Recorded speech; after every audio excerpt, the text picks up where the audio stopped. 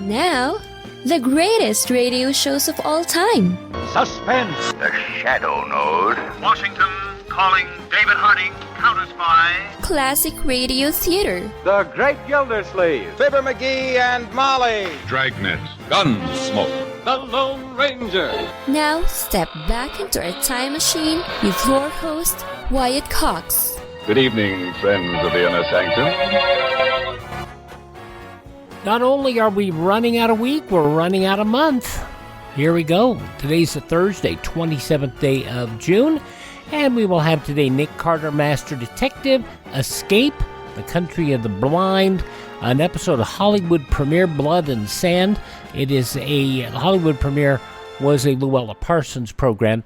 This is your FBI, and we'll have another episode in the continuing story of the White Plague with Superman.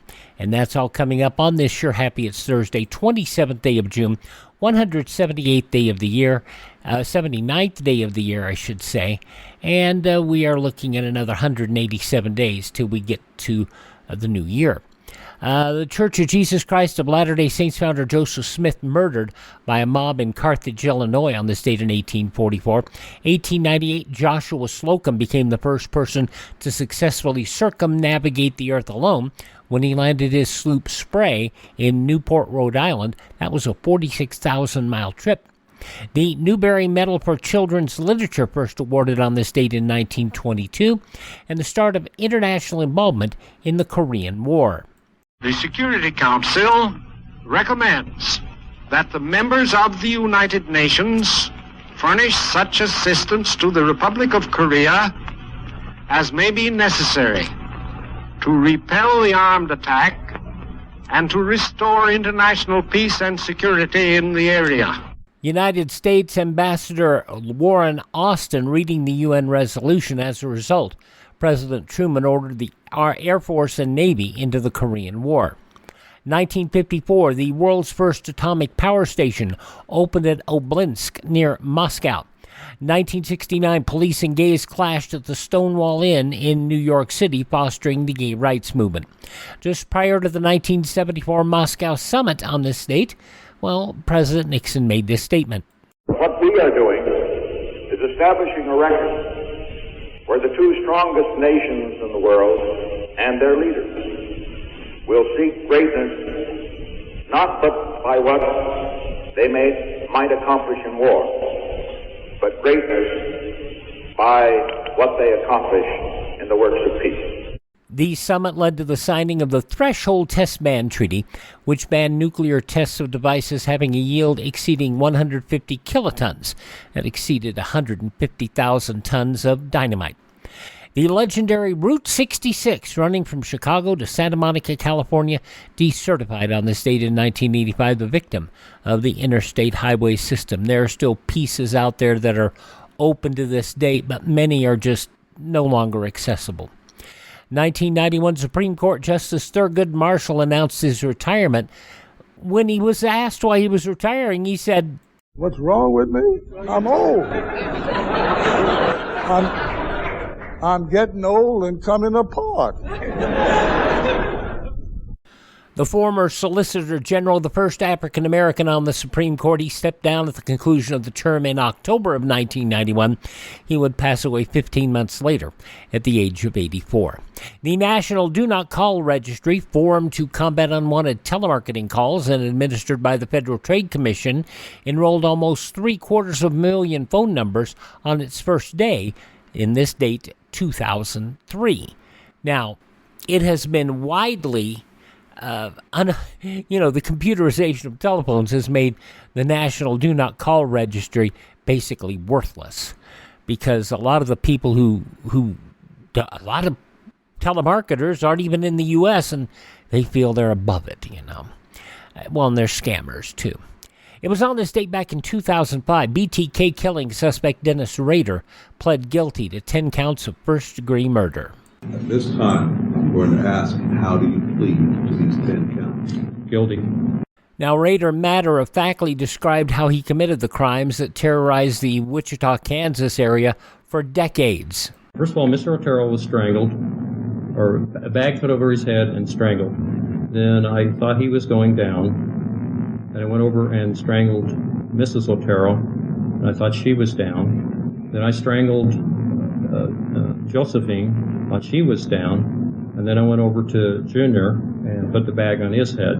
Rader sentenced to 10 consecutive life terms for the murders. He remains in the El Dorado, Kansas Correctional Facility at the age of 79. NASA launched the Interface Region Imaging Spectrograph on this date in 2013. That's a space probe to observe the sun. Among those passing away on this date in history, actor Jack Lemmon, General George Patton, actress Gail Storm, My Three Sons actor Don Grady, soul singer Bobby Womack, the author of Future Shock, Alvin Toffler, and the patriarch of the Jackson family, Joe Jackson. Among people born on this date, Bob Keeshan.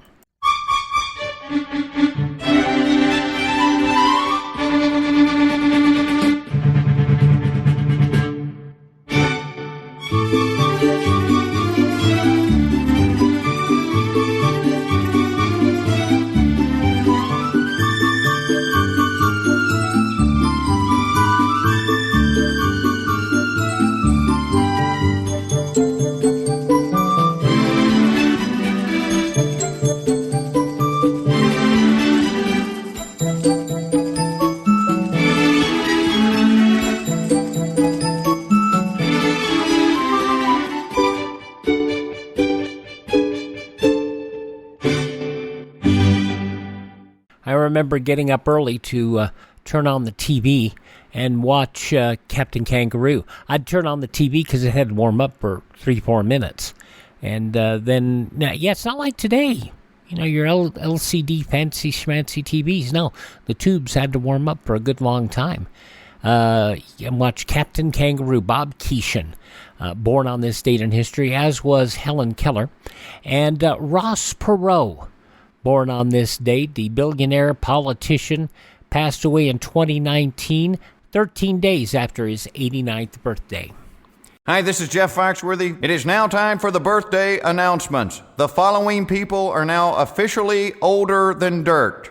Carl from The Walking Dead, Chandler Riggs, is 25. Neville Longbottom in the Harry Potter films, Matthew Lewis, is 35. Another Walking Dead cast member, Alana Masterson, is 36. Khloe Kardashian is 40.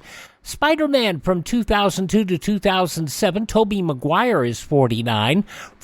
He produced and directed Felicity, Alias, and Lost. J.J. Abrams, 58. Fashion designer Vera Wang is 75. Beach Boys member Bruce Johnston is 82 and also turning 82 today. I got to tell you, it was a weird story that made Frank Mills a pop artist. 1979.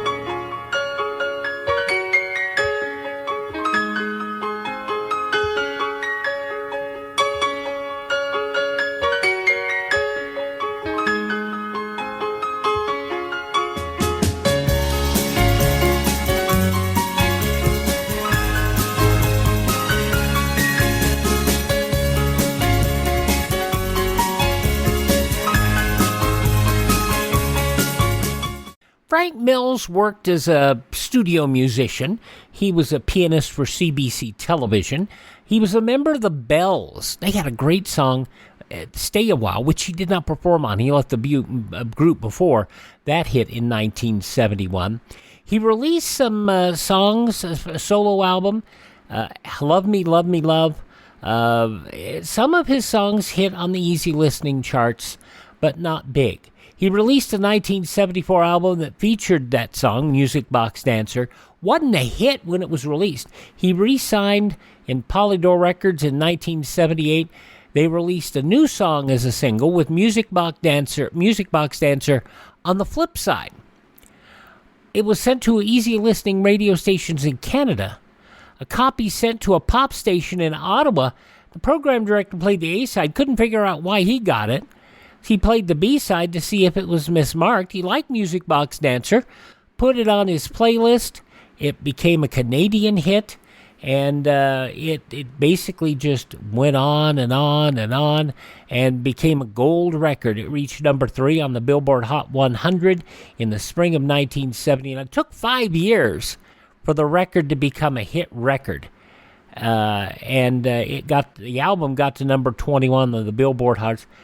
And Polydor gave a gold record to a TV station, broke the single in the U.S. How did they do it?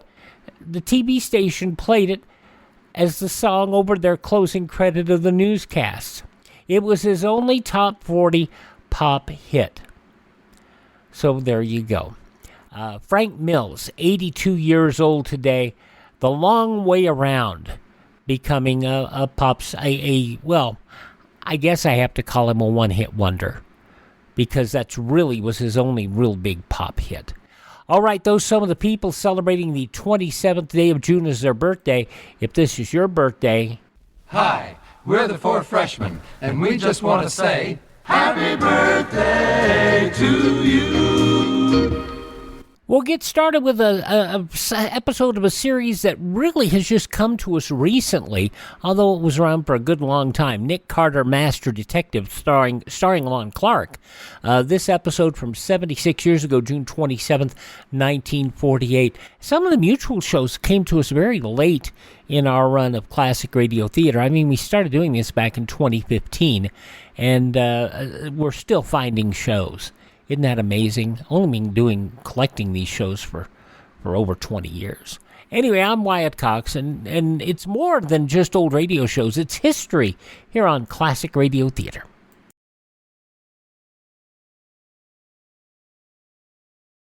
Hello there, this is Jim Amici. You know, a single tree can make 1,000,000 matches, but it takes only a single match to destroy 1,000,000 trees. So be careful with matches. Make sure your match or cook fire is dead out every time. Remember, only you can prevent forest fires. You know, Jim Amici, even though what you heard there was from the late 50s, he had a career in old-time radio as well. He was the brother of Don Amici. He was radio's original Jack Armstrong. He announced the Chase and Sanborn Hour after Don, his brother, left the show. He was Mountie Jim West on ABC's Silver Eagle, Grand Hotel, Hollywood Playhouse, Big Sister, and a whole bunch of different roles. And in movies, he played Alexander Graham Bell in the 1957 movie The Story of Mankind. His brother Don played the role in the 1939 story of Alexander Graham Bell. So there you go, a little bit about Jim Amici, who passed away in 1983 at the fairly young age of 67. But it was, again, lung cancer. You know, that smoking thing back in the day. But they're very healthy for you, you know that. All right, Nick Carter, Master Detective. This episode, starring Lon Clark, goes back 76 years to June 27th, 1948, in the case of the King's Apology. A new post-war Old Dutch cleanser, famous for chasing dirt, presents Nick Carter, famous for chasing crime.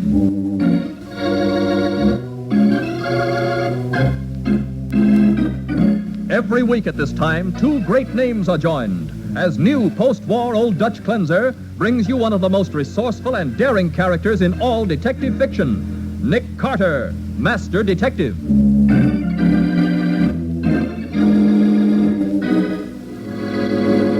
Nick Carter, have you lost your mind? No, Patsy. I said you're going to go crazy. Me? Go crazy? Yes. Then Matty and I are going to chase you. But why are you going to chase me? Because you've got the King's Apology, and you're going to run with it until you run into a killer.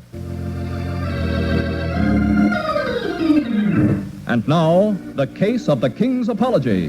Today's adventure starring Lon Clark as Nick Carter, brought to you by new post-war Old Dutch cleanser. In his library, filled with rare books, letters, stamps, and coins, wealthy collector Robert Bixby sits behind a desk and stares coldly at a small, oily man named Thomas Gall. Gall, displaying an open leather portfolio filled with papers, talks excitedly. I'm deeply obliged to you for asking me to call on you, Mr. Bixby. It's an honor to see your famous collection, I assure assure you. Not at all, Mr. Gull. At the same time, I have always regretted the fact that I am the one dealer in this city who has not yet had the good fortune to assist you in your collecting. Indeed, well, That is why I took the liberty of bringing a few of my more precious items for your esteemed consideration. Several interesting autograph letters dating from the 18th century. Mr. Gull. Especially this note in the handwriting of King George III, King of England during the American Revolution. It is an apology to a friend for failure to keep an appointment. His Majesty's arms on the envelope are especially... Mr. Gull. Yes, Mr. Bixby? I did not ask you here to display your stock. No, Mr. Bixby? I want you to answer a question. A question? Yesterday, while driving past your shop, I saw something that demands full explanation. What did you see, sir? I saw you in close conference with a well-known forger, John Pryor. You saw me? I did. With Pryor, the literary forger. Oh, I think you're mistaken, Mr. Bixby. Let me warn you, Gull. I'm chairman of the Collectors Association. Oh, I know you can blast my reputation with one word, Mr. Bixby. I know you can put me out of business. And I shall do so. Unless you can explain your association with Pryor. I am not associated with him, Mr. Bixby. You're mistaken. You must believe me, sir. That's all you have to say? That's all I can say. Very well. I'm sorry, Gull. I shall take action at once. Then you've made up your mind, sir? In view of the fact that no explanation is forthcoming... You're going to ruin me? It's not a question of personal animosity. There are other collectors to be protected. My duty as chairman. To ruin me. I'm afraid you're ruining yourself. I happen to know you're lying, Gull. I've got too much at stake to let you do that, Mr. Bixby. For 5 years, I built up my reputation just waiting for this chance to make a killing. So I'm afraid the killing is going to start with you. Oh, in the name of... Don't misunderstand, Mr. Bixby. It's not a question of personal animosity. I've got to protect myself.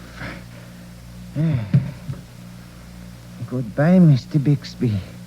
I hope you enjoy your new career, collecting fire and brimstone.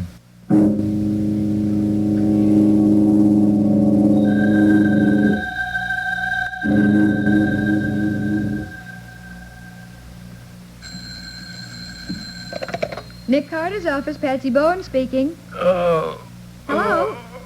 Hello? Hey, what's the matter, Patsy? Scubby proposing in a new and different way? Well, I don't know who it is, Nick. Hello? Hello?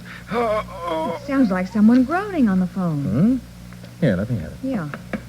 Hello, this is Nick Carter speaking. Nick Carter. Yes, this is Nick Carter speaking. Who is this? Nick Carter. Is something wrong?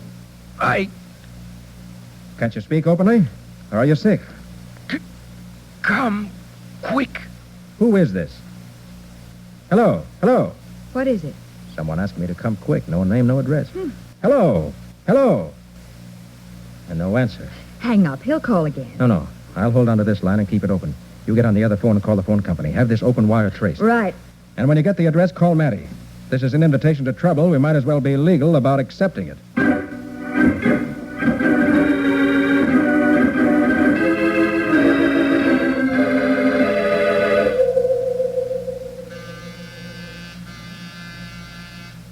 Well, all I've got to say is, Nick, if you interrupted my sandwich to bring me here on a false alarm... What'll you do, Sergeant? I don't know. For years, Nick's been breaking into my meals. I still haven't figured out what to do about it. This is no false alarm, Matty. Nobody's answering the door, Nick. You sure it's the right house? Sure it is. Robert Bixby, 1035 Russell Place. Uh-huh. I'd still like to know what this is all about. So would I. All right if I use a skeleton key? Look, are you sure he groaned on the phone? On my word of honor, Sergeant. All right. Let's go in and have a look. Good.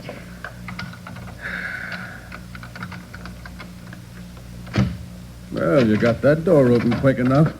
You know, Nick, sometimes I'm glad you're on the right side of the law. Except when Nick interrupts your meal. Ah, yeah. And if this is a false alarm... It isn't, Matty. But... I know it now. Huh? What? Look, on the left in the library. What? Oh. Holy smoke. This is Robert Bixby, all right. And he's dead. Oh. Yeah. And we're smack in the middle of a murder case. He was strangled. Look at the finger marks on his throat. Golly. See the way his head tilts, Matty? Yeah, his neck's broken. He died instantly. What? But he telephoned us, Nick. No, he didn't, Patsy. Not with a broken neck. What? Someone else called us. Someone who was here during or immediately after the murder. Oh. Give me the aluminum powder kit for my kit, will you?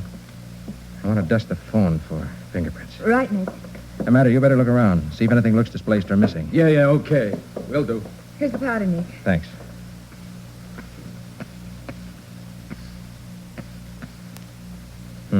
Not a sign of a print, Nick. No. Whoever telephoned me and groaned made sure to wipe all prints off the phone. Well, the place doesn't look as though it's been searched, Nick. Nothing's been touched. That's funny. Several $1,000s worth of rare books and literary material in this room, and nothing was taken? Huh? Then it wasn't murder for robbery. No. Confound it. Why was old Bixby killed, and who called me? And why? Hey, wait a minute, Nick. Here's something under Bixby's feet. It looks like a letter or something. Let's have a look at it. Where till I get it out of the envelope? It looks pretty old. Yeah. It's probably part of Bixby's collection. Uh-huh. It's dated 1780. 1780? Oh, let me see. Seems to be some kind of an apology. Nick, it's signed George R. R. That means Rex, Latin for king. Then this was signed by King George? Yeah, King George III, judging by the date. That must be the royal coat of arms on the envelope. Do you really mean that letter's from a king? It's a royal apology, Sergeant. Isn't that exciting? Not only exciting, Patsy, but it also gives us an angle on this case. Huh? What's that? The letter's a forgery. It is? Well, how do you know? Never mind that right now, Patsy. Just take my word for it. Okay, Nick. But a man like Bixby would never have a forgery like this in his collection. Evidently, his death was in some way connected with this king's apology. And I have an idea. Yeah, what's that, Nick? Suppose you go ahead with the departmental routine, Matty. Sure, Nick. Patsy and I are going to check our files for a forger who can do this kind of work. And if we find the man who forged this letter, we may find the man who murdered Bixby.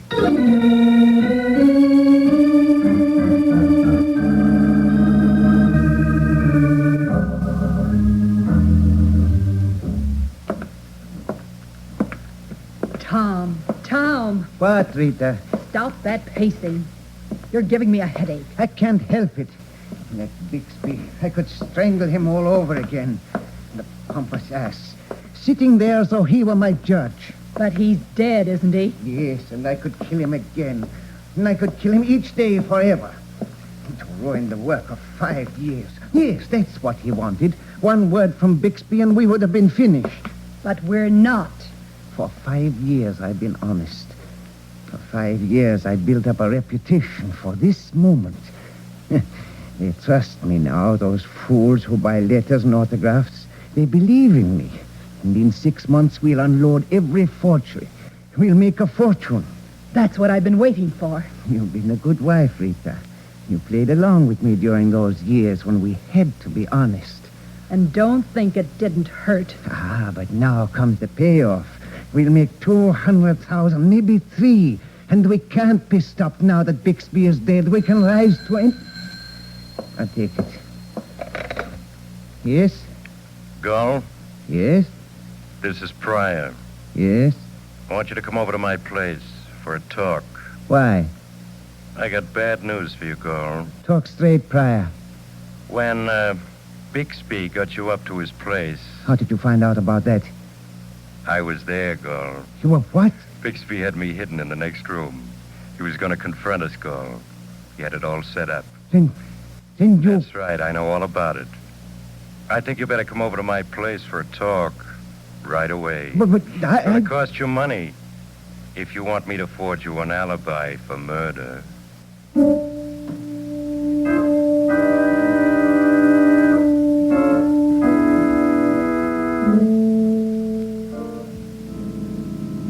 Now, let's see, Nick. We've been to see Joe Dyer, Eddie Barker, Sam Browning, and Billy Webster. Yeah. And not a reaction out of any of them. Leaving John Pryor, Henry Foster, and Steve Skrenner as the possible forgers of the King's apology. Well, let's hope we have some luck with at least one of them. Yeah. Who are we visiting now? The next man on the list. John Pryor. Uh-huh. Well, what's your attack going to be with him? Same as the others. Surprise, sudden shock. Uh-huh. He's got a ground floor apartment in the rear. Ah, that must be the door down there, down the hall. Right.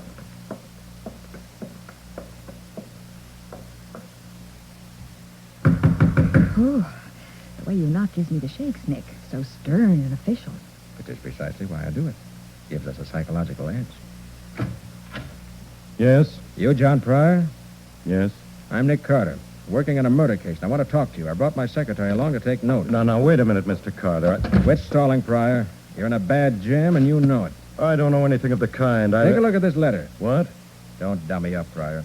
This is a forged manuscript, a King's Apology dated 1780, and it's your work. Now, Mr. Carter. Ties you into the murder of Robert Bixby so tight you won't get out of it with a crowbar. You're nuts. That isn't my work. No? Any objections if I take your fingerprints? Fingerprints? You heard me. Prints were left on this letter, on the inside flap of the envelope. I want to compare them with yours. Sure, I've got no objections, Mr. Carter. Just let me go into the kitchen and get the grease off my hands, huh? Okay. I'll get the equipment ready while you're gone. Now, I'll give you all the prints you want as soon as I get my hands clean. Go. I heard you. You've been haggling long enough. Now make up your mind fast. Do I cover for you? But he said he had your fingerprints. He's bluffing. I didn't leave any prints in that letter. Do you think I'm a baby? But 100 grand. That's my price. Make up your mind. No. What? I said no, Pryor. I can't trust you, not with Nick Carter so close to my tail. I'm sorry, Pryor, but I... No hard feelings.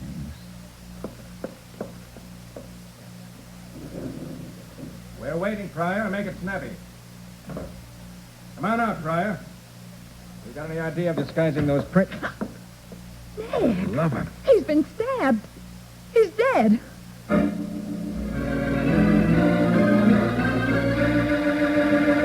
Nick and Patsy stare at the body of John Pryor, stretched out on the kitchen floor, a kitchen knife through his ribs. We'll see what they do in just a moment.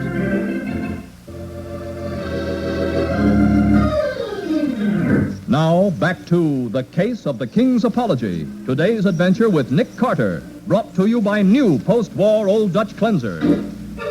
Nick and Patsy stand over the dead body of John Pryor, sprawled on the kitchen floor of his apartment. Quickly, Nick's eyes take in the few clues before them. Come on, Patsy. We got to work fast. All right, Nick. We're going out through that kitchen window, too. Uh-huh. It's only a short drop to the back alley. I'll go first. Yep. All right. Come on. I'll catch you. All right. Oh. Now, down the alley. Nick, do you know... Whoever killed Pryor isn't more than 20 seconds ahead of us. We may have a chance of catching up with him. But who is it? I don't know. Must have been hiding in the kitchen while we were there. Yeah.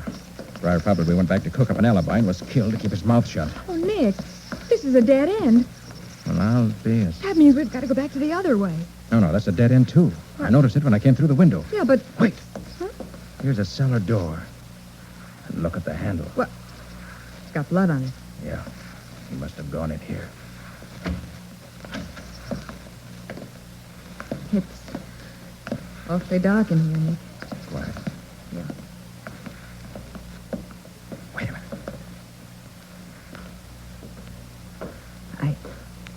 I think I hear someone. Probably the killer. Let's go now. Quick.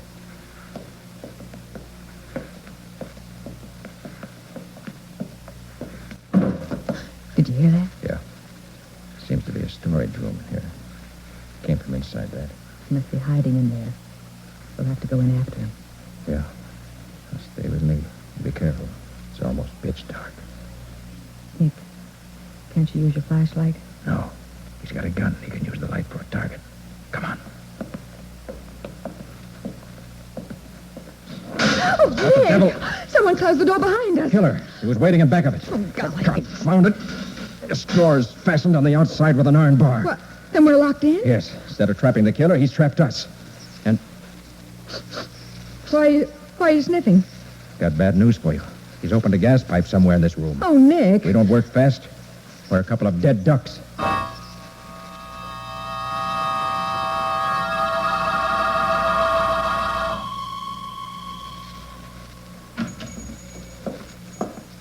Tom, Yes, Rita. did you get everything arranged with Pryor? Yes, Rita. With Pryor and with Nick Carter. Nick Carter. I took care of that gentleman after I took care of Pryor. What are you talking about? I trapped Nick Carter. And just about now, he should be dead. Unless he can hold his breath for half an hour. Did Pryor help you? I told you I took care of Pryor, too. What do you mean? I closed his mouth for good. Tom. He's dead, Rita. You killed him? Yes. No, he isn't dead. He can't be dead. Rita. I see. You're in love with him, aren't you? Aren't you? What an idiot I've been. You had this all worked out with Pryor, didn't you?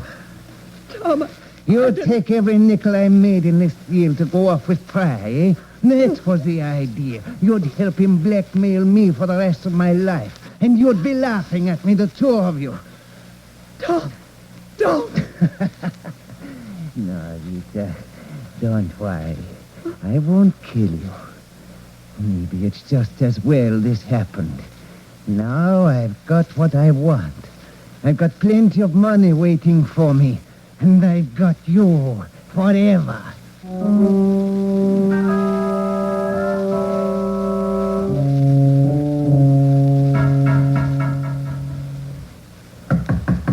Come in. Hey, Nick, we haven't gotten anywhere in the department with this, but for the love of heaven, what happened to you two? Hello, Sergeant. Hiya, Matty. Come help Patsy and me smear ointment on our faces. I repeat, what happened to you? We met the killer. Did you get him? No, he nearly got us. He did. Look, I'd better sit down. Yes, do. You see, Matty, we were trapped in a cellar storage room. With an open gas pipe. With an open gas pipe? Yeah, an open gas pipe. The killer wrenched the fixture off and left the gas pouring into the room. But what did you do? Well, Nick found the pipe and lighted the gas. That's how our faces got burned. Yes, that stuff flamed out like a volcano. Luckily, there wasn't enough gas in the room to cause a real explosion. Well, I'll be darned. Then we pounded on the door and yelled until the janitor came and let us out. Of course, by that time, the killer was gone. Forever, I guess. Oh, no. We're not licked yet, Patsy. Oh, that a boy, Nick. Okay, but have you got any idea? I have. We're going to catch this killer with a king's apology. You mean the forgery? Yeah. Well, what do we do? While I've been nursing my blisters, I've been doing some thinking, Patsy. Uh-huh. Pryor wasn't working on this forgery alone. Oh, you don't think so? No, I don't. Now, look, have a heart. I'm not caught up on this case yet. Who's Pryor? I'll brief you later, Matty. Let me work this out with Patsy first. We haven't much time. Okay, go ahead. Now, Pryor was a forger, but he couldn't sell his forgeries himself. Uh-huh. He needed a front man, a dealer, to do that. So there's a strong chance he was killed by the dealer who was working with him. Could be. Go on. That's where our trick starts. Yeah, but what's the trick? Well, first you go crazy. Go crazy? Yes. Then Matty and I chase you. What? But why do you chase me? Because you've got the king's apology. But And you're going to run with it until you run into the killer.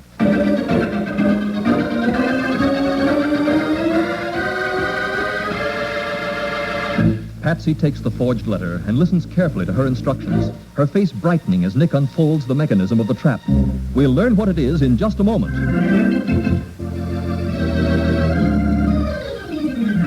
Now for the conclusion of The Case of the King's Apology, today's adventure with Nick Carter, brought to you by new post-war Old Dutch Cleanser.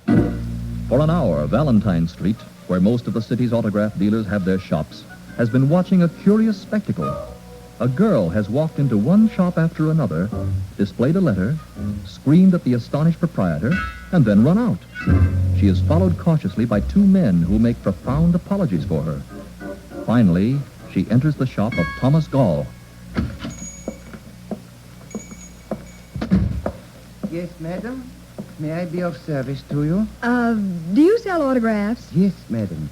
I have a very fine stock for your consideration. Uh-huh. Do, you buy them too? Well, madam, if it is of a... What's that, may I ask? It's a rare old letter, a king's apology. King George III of England. He... Where did you get that letter, madam? Oh, I found it. Where did you get the letter? Well, maybe it isn't legal, but I found it, and finders keepers. I was outside a house on Russell Place this morning. Russell Place? Uh-huh, number 1035 Russell Place. A man came running out, and he dropped this letter. He... What is it? What? You're the man. I know you're the man. You're the man who came running out. Rita, come quick. You're the man who ran out of the house where Bixby was murdered. You dropped this letter. I know it. I want a policeman. You want to be arrested. Help me, Rita. Get your hands off me. You're a killer. I thought we were... Well, we're not.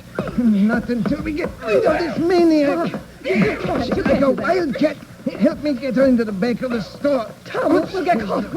You want to burn for murder? You're an accessory, Rita. No, I'm not. You're in this with me. This girl has got to be shut up for good. Come on. I'm afraid it's too late, Gall. What? Tom. You left the transom over your door open.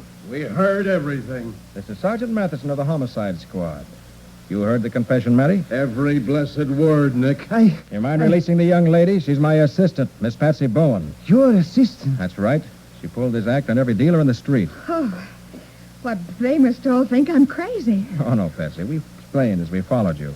Mr. Gall's confession will do the rest. But you were locked in the cellar. You couldn't be here. No, Gall, I'm not an optical illusion. I'm just the man with the bad news. Sergeant Matheson wants you for murder. Murder? Yes, murder. Yeah.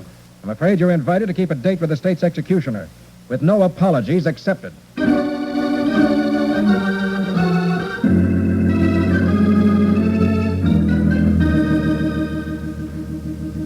Nick, there are a couple of things about this case I haven't figured out yet. Go ahead, Betsy. Well, first, who killed Bixby? Gall did. Okay.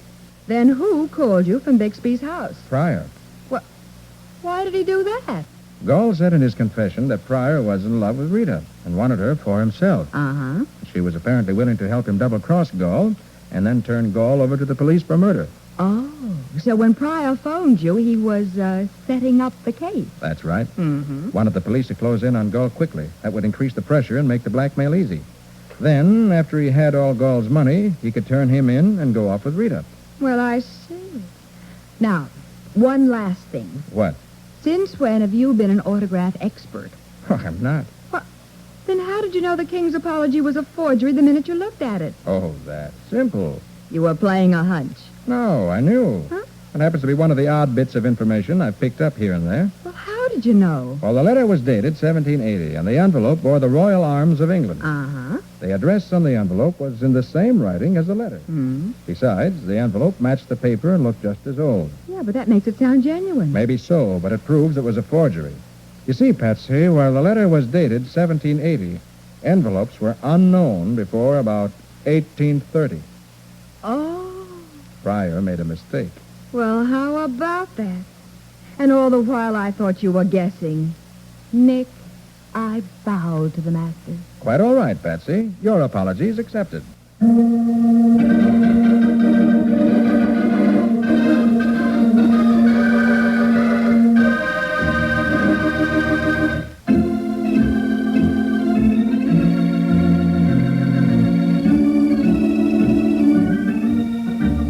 Nick Carter, Master Detective, is presented each week at this time by the Cudahy Packing Company.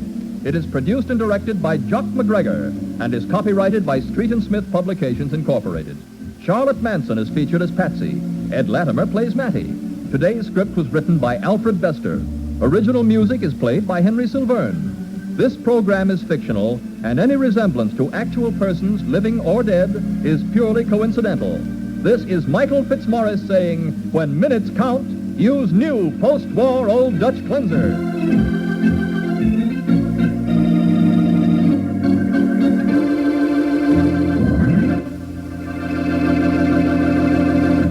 This is the Mutual Broadcasting System. As it was broadcast on Mutual on Sunday, June 27th, 1948, 6:30 East Coast time, an episode of Nick Carter, Master Detective. And I forgot to mention that our featured date today is Sunday, June 27th, 1948, 76 years ago. In a little bit, we'll move over to CBS for the 10:30 program Escape. But first, we will have the news from 76 years ago today.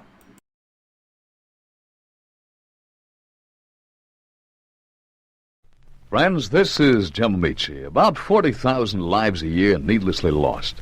The circumstances were traffic accidents, but, says the National Safety Council, the causes were human. Human failure to pay attention to the road and weather conditions, to slow down when needed, or even to care whether you arrive safely. Make safe driving your responsibility. And on Classic Radio Theater with Wyatt Cox, we are looking at the events of Sunday, June 27th, 1948. In the newspapers of that Sunday 76 years ago, here are some of the headlines. If you fall within the 19 to 25 age bracket, there's one chance out of 38 you'll be drafted in the first 12 months. But between 200,000 and 225,000 young Americans should be putting their affairs in order. They'll be in uniform by the fall of 1949 and stay there 21 months. About 7.3 million others between 18 and 25 should circle the date August 16th and arrange with their boss to get off a few hours so they can register. 18-year-olds must register, though they may not be drafted. September 22nd is the earliest date anyone can actually be drafted. Government conciliators took a glance around the quiet labor scene after the coal settlement yesterday and said, "Peace, it's wonderful." But their fingers were crossed. Big steel company interests, possibly fearing the reaction the soft coal contract would have on the 920,000 members of the CIO Steelworkers Union, have not yet signed with John L. Lewis. A presidential fact-finding board appointed to look into the gathering coal dispute a week ago made its report to President Truman yesterday. In a way, it was the most successful board assigned under the Taft-Hartley Act to date because it could report that the controversy it was investigating disappeared before its eyes. American soldiers in an armored car and a jeep chased Marshal Vasily D. Sholokovsky, Russian commander in Germany, for 2 miles last night, arrested him for speeding. As soon as the Soviet leader was identified, his release was ordered, and General Lucas D. Clay, the U.S. commander in Germany, sent his personal apology to him. Sokolovsky, who was not driving the car himself, was held for about 30 minutes. The arrest made up by U.S. military policemen in the American sector of the city. The Soviet official was traveling on one of Berlin's superhighways, presumably en route from his office to his villa, when a constabulary patrol spotted the speeding car.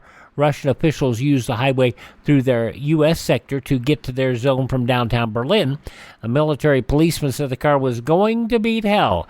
After it was past the American patrol, an M8 armored car and a Jeep took out after it. The M8 was outdistanced, but the Jeep overtook the Russian car after a 2-mile chase and brought it to a halt. Winston Churchill called on Britain yesterday to take a firm stand against Russia in the Berlin crisis and pledged his Conservative Party support if the Labour government follows such a policy. Churchill, speaking before a Conservative political rally of some 100,000 persons, said that Russia's food blockade of Berlin raised issues as grave as those at Munich 10 years ago when Britain placated Hitler. West Germany last night on its way toward becoming a free enterprise area as opposed to East European communism. At the prospect, Germans whistled while they worked, maybe for the first time since the war. Their old cigarette economy was bowing to the new Deutschmark. The most drastic post-war steps toward freeing the area, the remnants of Adolf Hitler's old bureaucracy, were taken in the latest money measures as announced at noon by America, Britain, and France. The Western Allies occupation governors announced the exchange rate in currency conversion will be 1 Deutschmark per 10 old Reichmarks. W. Kerr Scott, former agriculture commissioner, won the Democrat nomination for North Carolina governor last night when state treasurer Charles M. Johnson conceded defeat in the runoff primary. Up Portland, Oregon way, Van Port, 4 weeks later, still under 16 feet of water. It's thousands of people still waiting for homes. Throughout the Pacific Northwest, at least 48 dead, 16 still missing from Van Port. 10 of the dead were from there. Let's see. 2 men fined yesterday after a physician testified they pushed his car for about 3 miles at 60 to 70 miles an hour. J.W. Sandridge, 27, fined on charges of malicious mischief and reckless driving. A passenger fined $25 for malicious mischief. Dr. J.A. Smith testified the men would not let him pass their car on a lonely road, but finally he passed him at a wide pace. Then he said he overtook him and pushed his car. And police emergency squads rushed yesterday to New York City's Woolworth building on a telephone tip that a shirtless man was threatening to jump from one of the skyscraper's upper floors. Well, they found the building's porter sitting on the 43rd floor, set back unperturbed. He told police, "Me? I'm not going to jump. Just wanted to get a little sun and cool air on my lunch hour." And the police left. Those some of the day's stories from the newspapers of Sunday, June 27th, 1948. And on your radio, 10:30 East Coast time, Escapes, The Country of the Blind, starring Paul Frees. That's next, here on this Thursday, Classic Radio Theater with Wyatt Cox.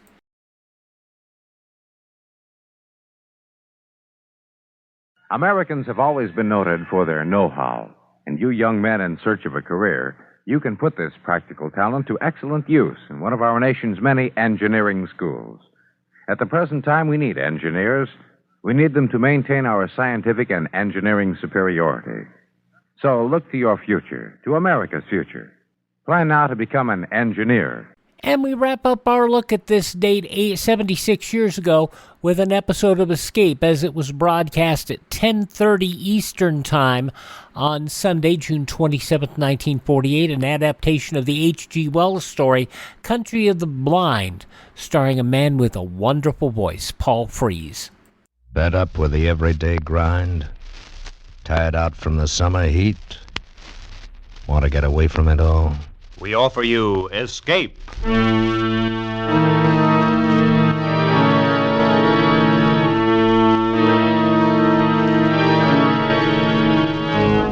Escape, designed to free you from the four walls of today for a half hour of high adventure.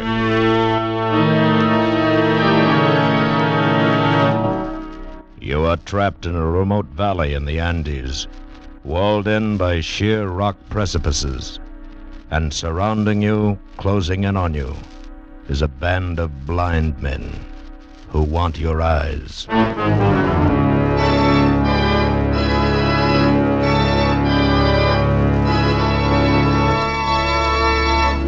Tonight, we escape to the mountains of Ecuador and to a remarkable world where sight is unknown, as H.G. Wells imagined it in his gripping story, The Country of the Blind.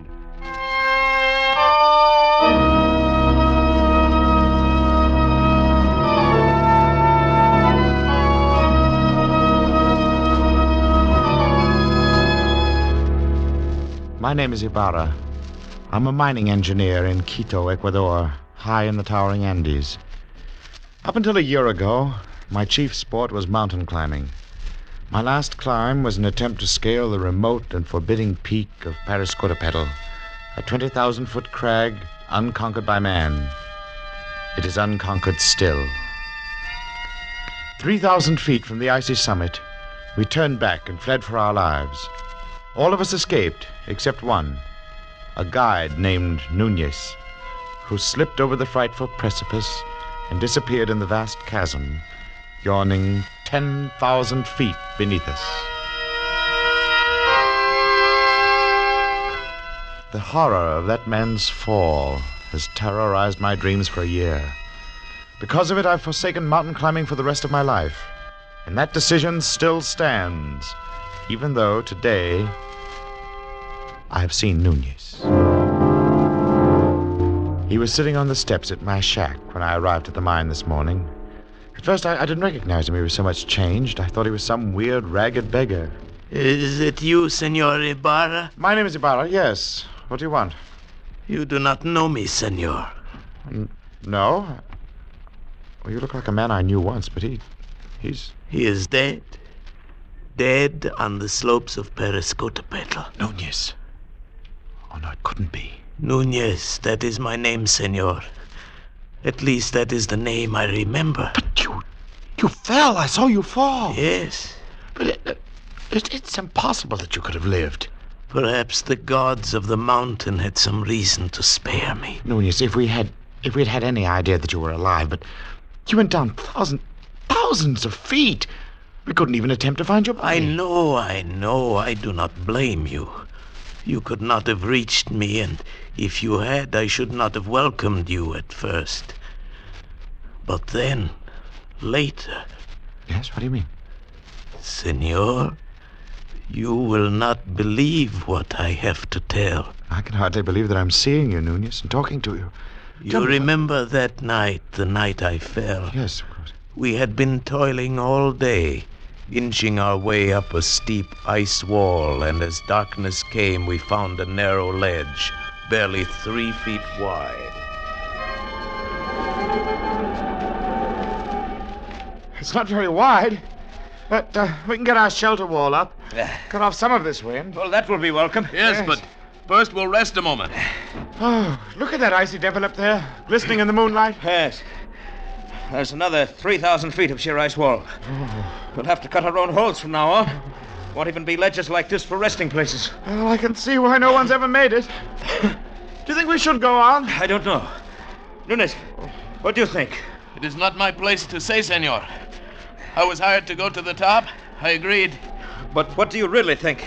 If I believed in the gods of the mountain as the Indians do, I should be frightened now. Why? Because we have invaded the Forbidden Circle. This part of the Andes is unmapped and almost unknown, senor. It is an easy thing to believe strange things in this white loneliness. Some of the legends, fascinating. I've heard of one, something about a hidden valley called the Country of the Blind. Yes. See? It is supposed to be somewhere down there, below us. A fertile valley which was settled many centuries ago and then cut off by the great landslide of Arauca. Yes, but why the Country of the Blind? Even before it was cut off, the people developed a strange illness. All of them slowly went blind, and after that their children were born blind. The legend is that the valley was the home of the mountain gods. It was too beautiful for human eyes. It's odd. But then, of course, it's all nonsense. Yes, of course. It would be pleasant to find it, though. You know the old proverb, in the country of the blind, the one-eyed man is king. I doubt if we should ever find it. I even doubt if it exists. Of course not. I was only joking. Yes. Now, if you're rested, we'll make the shelter wall. Right-o. I'll give you a hand in a moment. Believe me, Ibarra, for 2 pesos, I'd give up this climb. I never realized... Senor! Senor, I'm slipping!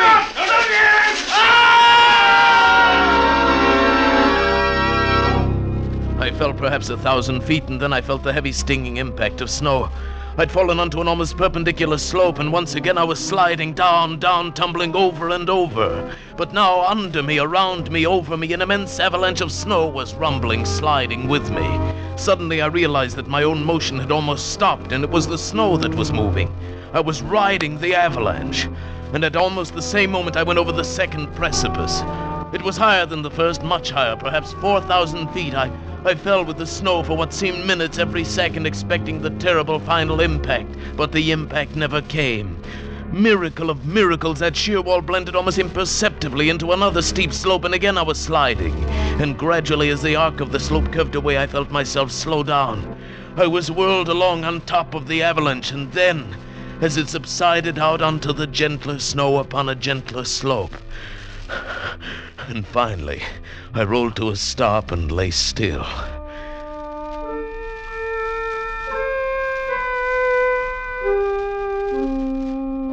When I awoke, it was morning, and I was covered with snow. I shook off the cold white blanket rolled over on my back and looked up.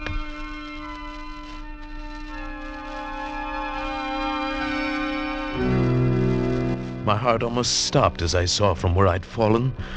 The mountain towered 10,000 feet above me. Carefully, I felt myself. My clothes were torn. I was bruised and bleeding. I ached in every muscle, but I had not a single broken bone. I lay there and offered up a prayer to the gods of the mountain.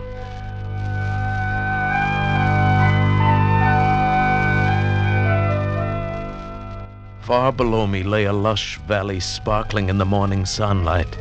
I could see the stately trees and green meadows fresh with dew. I started down, but it was still an arduous descent. The farther down I got, the more I realized the beauty of the scene. Why, this was a hidden paradise I'd fallen into, and I was the first man ever to see it. So I thought. But I was wrong. I realized that first when I saw the cultivation in the meadows, and then the walks, well-kept stone walks laid in a symmetrical pattern all over the valley. And then I saw them.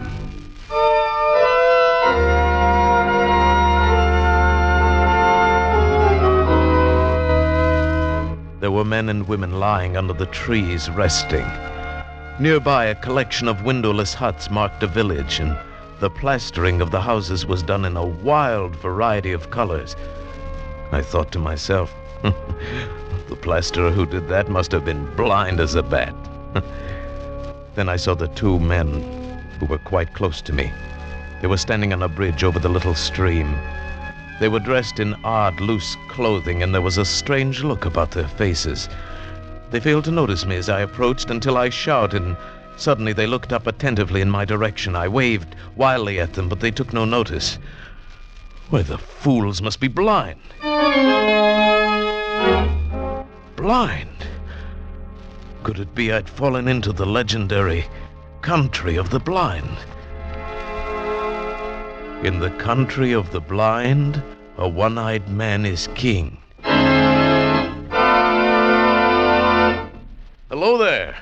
It is a man, or a spirit come down from the rocks. Oh, I'm a man, all right, just like you, but I've had a miraculous escape, and now I find myself here in your valley. Valley? Valley? Come hither. Let me feel of you. Certainly, here, my arm and my face. You see, I'm indeed a man like yourself. My lips move with speech. You feel... Oh, careful there. Gently on the eyes. Eyes? Eyes? That is strange. Feel this, Correa. Yes, I feel. Careful, you feel the eyelids flutter? He is but imperfectly formed. Some strange bulge there. Unseemly. No, your eyes are shrunken in, but mine are whole. I can see. See? See? Pedro, he's a strange wild one. Where does he come from?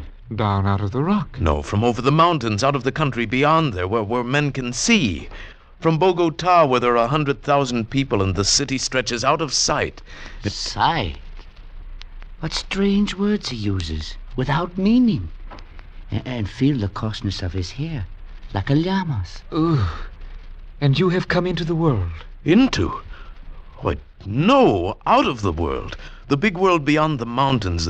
The world that stretches 12 days' journey to the sea. Our fathers have told us men may be made by forces of nature. It is the warmth of things, and moisture, and rottenness. Let us lead him to the elders. You don't have to lead me. I can see. See? Yes, of course. I didn't see your water bucket. His senses are still imperfect. He stumbles and talks meaningless words. Lead him by the hand. But look, Oh, well, all right. These people had been blind for centuries. They'd forgotten even the words associated with seeing, and they thought I was an idiot, only half-formed. Especially when they led me into the pitch blackness of one of their windowless huts, and I stumbled over someone else. Oh, 1,000 pardons, Medina Sorote. He is a clumsy one. I'm sorry. I fell down. I couldn't see in the darkness. Who is this? And what is he saying? He is but newly formed. He has come down from the rocks. He stumbles as he walks and mingles words that mean nothing with his speech. He is a wild man out of the rocks. No, I come from Bogota, over the mountains. You hear? Bogota. He uses wild words. His mind is hardly formed. He has only the beginnings of speech. Bogota. Yes. I come from the great world where men have eyes and see. That must be his name. Bogota. He stumbled twice as we came thither. He must be taught. No. Don't you understand? I can see, but not in the dark. To you, darkness or light is all the same, but to me, to us outside in the world beyond the mountains... What are mountains? Oh, very well, then, beyond the rocks. There is nothing beyond the rocks. That is the end of the world. But surely you must realize the sky above covers more than this valley. There is nothing above but the roof of rock. He is very raw, my children. He shall have to be taught from the beginnings. Take him away, feed him. But guide him, see that he does not stumble over my daughter again. Do not fear, Father. I shall guide him myself and feed him. Very well. Come, take my hand. Thank you. It'll be a pleasure to get outside again, out of this darkness. Come this way. Yes. What is your name? Medina Sarote. Medina Sarote. Mine is Juan Nunez, and... Oh, sunlight. Oh, this is better. And now, Senorita, you're beautiful. I cannot tell what a wonderful thing you are to see. Please, I'm afraid for you. Afraid? Yes. If you do not learn quickly and cease speaking such strange words, they may not be so kind to you. They might be angry. They might even destroy you. This thought had not occurred to me before, and suddenly I had a twinge of fear. Still the proverb kept running through my mind. In the country of the blind, a one-eyed man is king. But try as I would, I could not make them understand my wonderful gift of sight. They simply could not comprehend it. Worse, they were not impressed. They thought me stupid and untaught, almost an idiot. Day by day, I learned their peaceful ways, but they could not learn mine. It was getting on my nerves, and theirs too, perhaps. Bogota, come hither. Bogota, you move not. No, and I won't, you old beetle. I'll show you. I'll leave the path and... Bogota, trample not on the grass. It's not allowed. How did you know I stepped on the grass? I heard, of course. Heard, but I didn't make a sound. Why do you not come when I call you? Can you not hear the path as you walk? I can see it. There is no such word as see. Cease this folly and follow the sound of my feet. Oh, my time will come. You will learn. There is much to learn in the world. Has no one ever told you in the country of the blind the one-eyed man is king? Blind? What is blind? Oh, never mind. Go on. Bogota, I must warn you. Just keep quiet and learn. And stop this nonsense about seeing. Nonsense, is it? I'll show you. I've taken enough of your insults. Unformed mind, got no sense. I'll be king here. I can see, and I'll be king. Bogota, stop it. No, I'm through with your orders. I'll show you what an advantage sight can be. I can hit you, hurt you, and you can't see me to strike back. Bogota, put down that spade. You devil, your ears are sharp, aren't they? But it won't do you any good now. I'll show you. I'll strike. No, I can't do it. I cannot hit a blind man. Bogota, pick up that spade. Do not leave it lying on the walk. Someone might stumble. Pick it up yourself. Do as I say. Take your hands off me. Take them off. Bogota! Bogota! Stop! I finally lost my temper and shoved him over and ran. The next half hour was a nightmare. Before I reached the fields, they were following me, 20 or more of them, armed with sticks and spades, fanning out across the meadows, following my trail like bloodhounds. At first, I wanted to laugh, but on they came, swift, inexorable, and the laugh froze in my throat. They didn't need eyes. They could smell me, feel my trail. On they came, closer and closer, encircling me, closing in. Bogota! Bogota, there must be no violence. You must come peacefully. By heaven, I'll hit you if you come any closer. I swear I will. Bogota. You don't understand. You are blind. I can see. I can see. Grab him. I'll hurt you.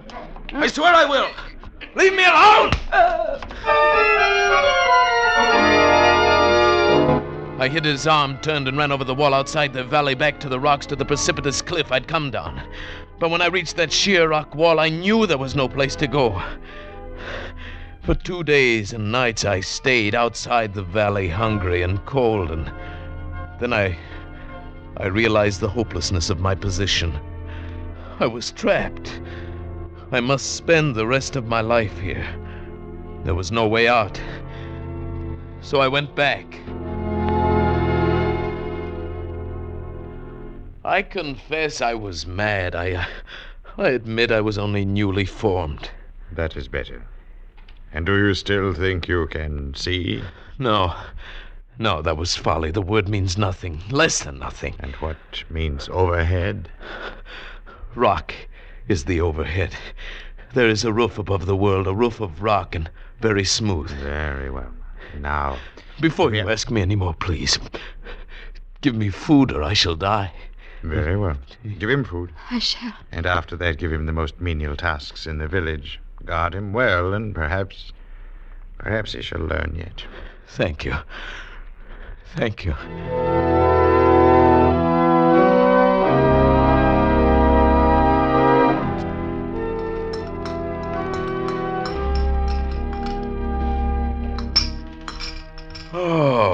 Oh, that is better. You are kind, Medina Cerote. Very kind. I am glad you came back. You are? If they were all like you, I should never have run away.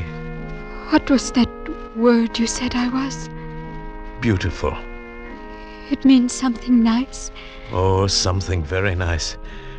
Medina Cerote, why is it you have no husband?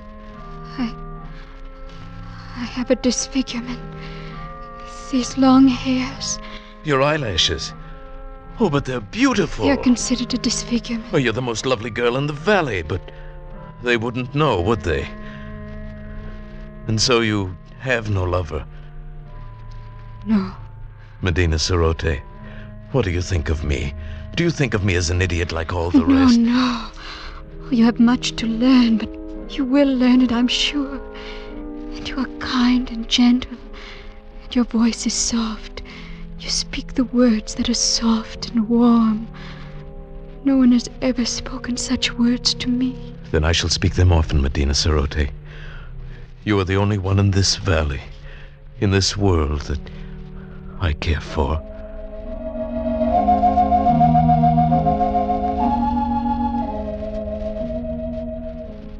And so it began. I, the village idiot, the slave boy who dreamed to be king, I, with my eyes still whole, fell in love with Medina Cerote, the daughter of the elder of the village. Only to her could I open my heart without fear, and only to her could I speak of the beauty I could see around me. It is a beautiful valley, green with grass and yellow with sunlight, and flowers, bright flowers dotting the hills. And in the cool of night, the stars gleam like diamonds in the sky. Oh, the words sound lovely. But what are stars? Stars? Why, they are... But no. No, you wouldn't understand. And what do you mean, in the cool of the night? You still get that confused one. The night is warm, the day is cool. No, it is you here who have them backwards. Because the darkness means nothing to you. You work in the cool of night and sleep in the heat of day. You are teasing me. Oh, no. I'm... Oh, what does it matter? All that matters is you. You here beside me. Medina Cerote, I love you. And I love you. I know they still think me an idiot, but you listen to what I say, and you don't think me an idiot, do you? No, I like to hear you speak. Then, would you marry me? I would be very happy.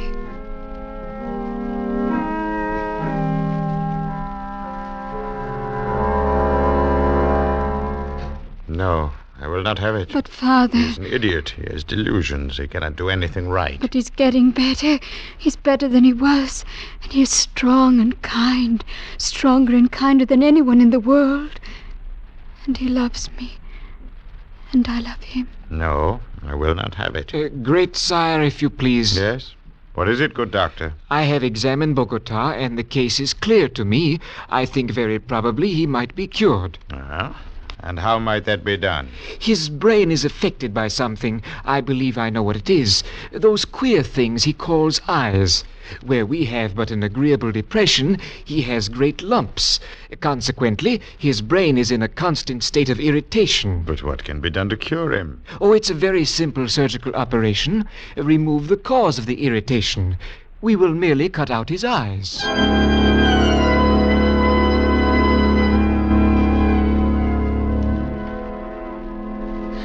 But they say it will make you well. But you don't understand, Medina Sarote. My world is sight. You would not want me to lose my most valued possession. I do not know.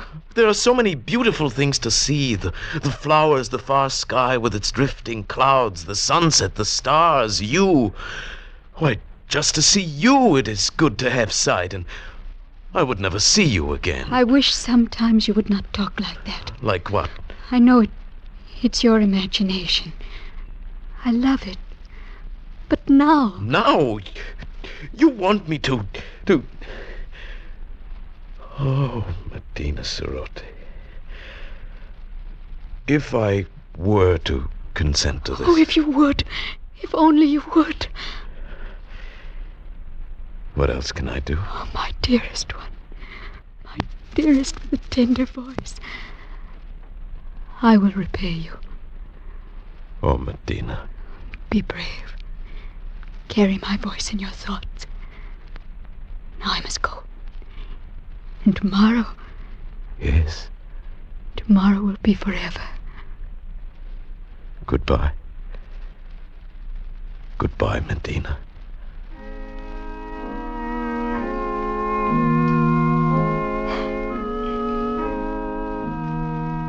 I suppose I knew it then, when I said that.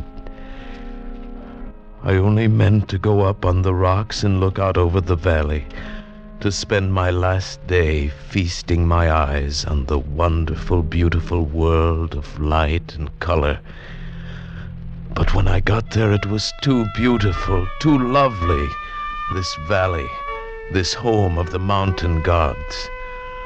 Beautiful and forbidden. I drank it in, the green of the fields, the blue of the gently curving stream, the orange of the lichen in the rocky crevices. I climbed higher to see the great snow-capped peaks towering above and away to the distant sky, and higher still as the shadows turned the snow to purple and crimson and deep blue. The valley was far below now, and as beautiful as a painting.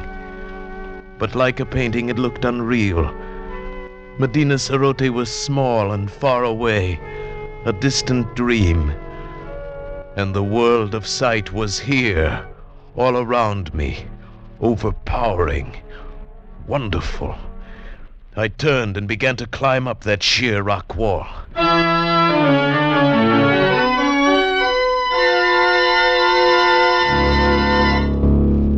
How many months it took me to make my way out over those mountains, over glaciers and snowfields and sheer precipices, I cannot guess.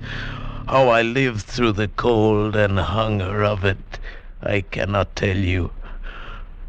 But I'm here at last, back from the country of the blind. Good heavens, man. What an experience. Terrible and wonderful. But you aren't sorry you came back? Sorry? I see your face clearly now. It is the only thing I see. Nunez, come, you need food. Here, take my hand. Thank you. Where is it, Senor Ibar? Nunez, you are? Yes.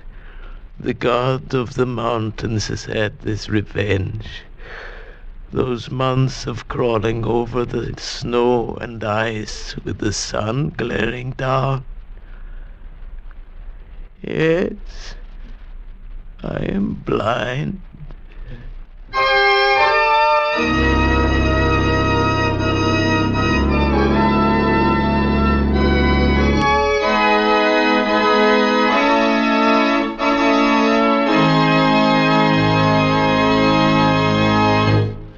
Escape is produced and directed by Norman MacDonald, and tonight brought you The Country of the Blind by H.G. Wells, adapted for radio by John Dunkel, and featuring Paul Frees as Nunez, Barry Kroger as Ibarra, and Peggy Weber as Medina Sarote, with Wilms Herbert as Correa and Byron Kane as Pedro.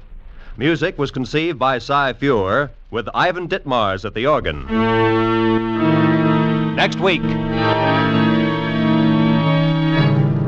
You are spurring a lathered horse through the darkened streets, trapped between two hostile armies with a bit of magic in your pocket, and the American Revolution in the balance.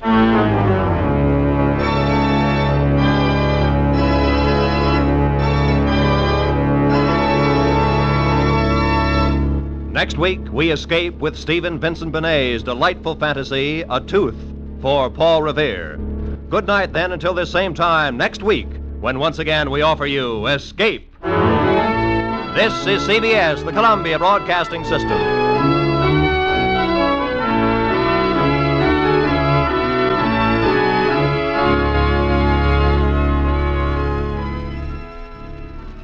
Had it not been for Mel Blanc, Paul Frees would probably have been the man of 1,000 voices, as he did a lot of voice work over the years in animation. He was the voice of Boris Badenov on the Rocky and Bullwinkle show, and he did a lot of just wonderful, wonderful voice work. And I guess Professor Ludwig von Drake in 18 episodes of the Wonderful World of Disney. He also did it on Disney's Records, and just a lot of amazing, amazing voices.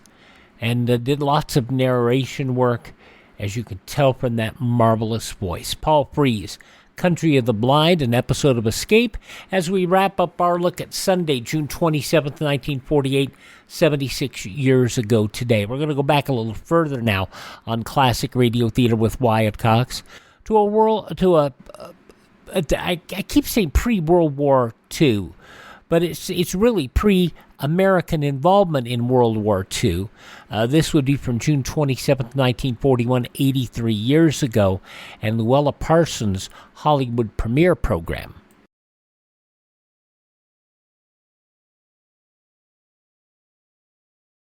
Because millions in Europe and Asia still have need for clothing and food relief, and because nonprofit CARE still sends more food and clothing per dollar spent, continue to give the CARE way for the relief of misery in foreign lands. Send your name and the name of the person you're helping with complete address to CARE, New York. Enclose $10 or $6.95 for the new budget parcel. CARE, New York. Another program we've never aired is Louella Parsons' Hollywood premiere program. This episode goes all the way back to June 27th, 1941, 83 years ago today. It is drama, and it is also interview, as Louella Parsons will interview Tyrone Power, a drama entitled Blood and Sand. Lifebuoy Health Soap. Clean as a whistle. Fresh as the dawn. Lifebuoy protects you the whole day long. The makers of the new Zephyr Fresh Lifebuoy soap, America's largest selling bath soap, take you to Hollywood and Louella Parsons.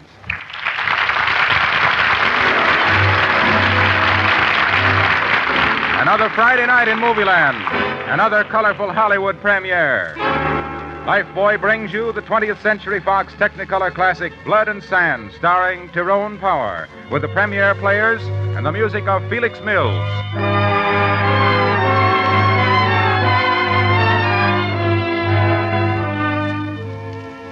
Well, sizzling over the wires just now came the latest temperature reports. Here are a few samples. Boston 96, Memphis 95, Chicago 96, Cincinnati 96, St. Louis 96. Well, when Mark Twain said everybody talks about the weather but nobody does anything about it, it was before the day of the new Zephyr Fresh Lifebuoy soap. Because these modern days you can take the sting out of the hottest, stickiest day with a bracing Zephyr Fresh Lifebuoy bath. There's a zip in that creamy Lifebuoy lather that makes you feel extra refreshed and cool. Furthermore, this better-than-ever Lifebuoy gets you extra clean, too. And that's another reason you feel crisper and cooler after a Lifebuoy bath or shower. Take advantage of Lifebuoy's exclusive hygienic ingredient and germ-removing properties this hot weather. Don't forget, perspiration is the forerunner of B.O. This improved Zephyr Fresh Lifebuoy is, as always, the only popular soap especially made to prevent B.O. Same familiar red carton, no extra cost.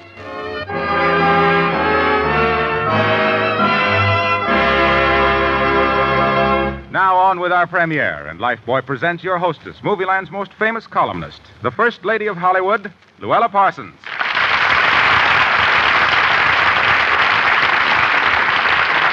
Louella, what's that book you've got there? Don't tell me you brought along Ibanez novel to check on the picture. Well, not exactly, Harlow. This is a dictionary. A dictionary? A Spanish dictionary. After all, the story of Blood and Sand is laid in Spain. So why not give some of our credits in the original language? Now, for example, Magnifico. Well, that means that Daryl Zanuck and 20th Century Fox did a tremendous job in Technicolor. And Simpatico means that Tyrone Power turns in one of the most moving performances of his career. And Terrifico, well, you'll know what that means when you've heard the story. Stand by, everybody. Curtain's going up.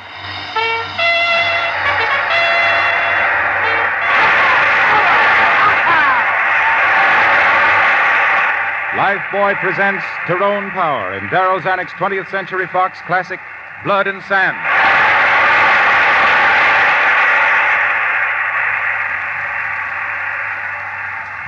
A corrida, a bullfight. Do you know what that means?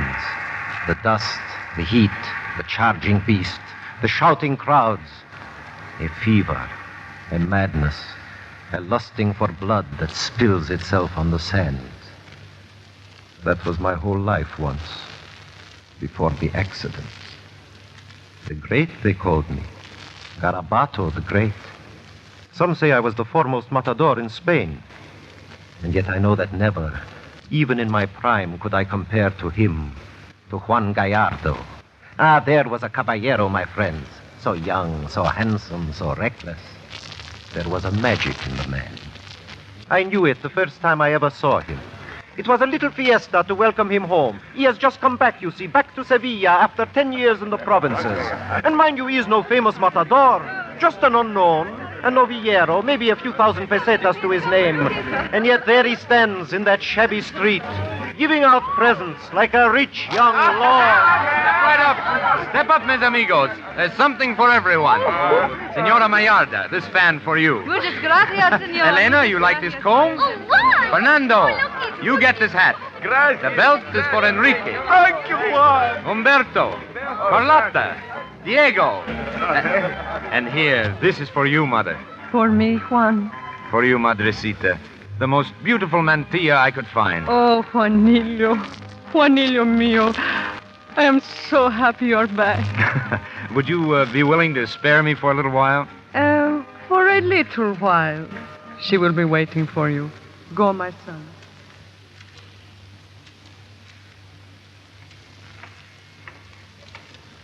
Senor, please, senor, in the name of Our Lady, a little charity.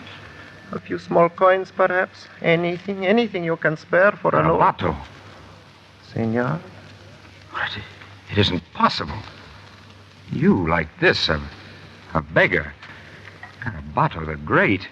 You know me, senor? I used to see you in the ring when I was just a boy. Days when I went to watch my father fight. He was El Gallardo. El Gallardo? He was lucky, senor. He was killed.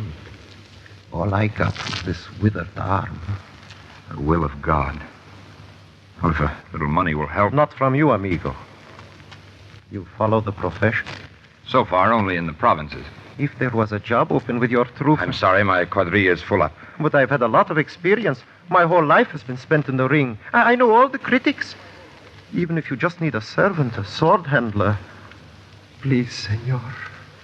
Oh, why not? Come and see me tomorrow. Gracias, senor. No, please don't kiss my hand. Amigo mío, you make me a man again. What can I do for you? There must be something. No? All right. I'll tell you. Go to the Café La Veronica, to Francisco the Gypsy. Tell him to bring his band to the Rancho de Mura, near the overseer's house. The whole band? The whole band. That must be important. But of course, amigo. The most important thing in the world.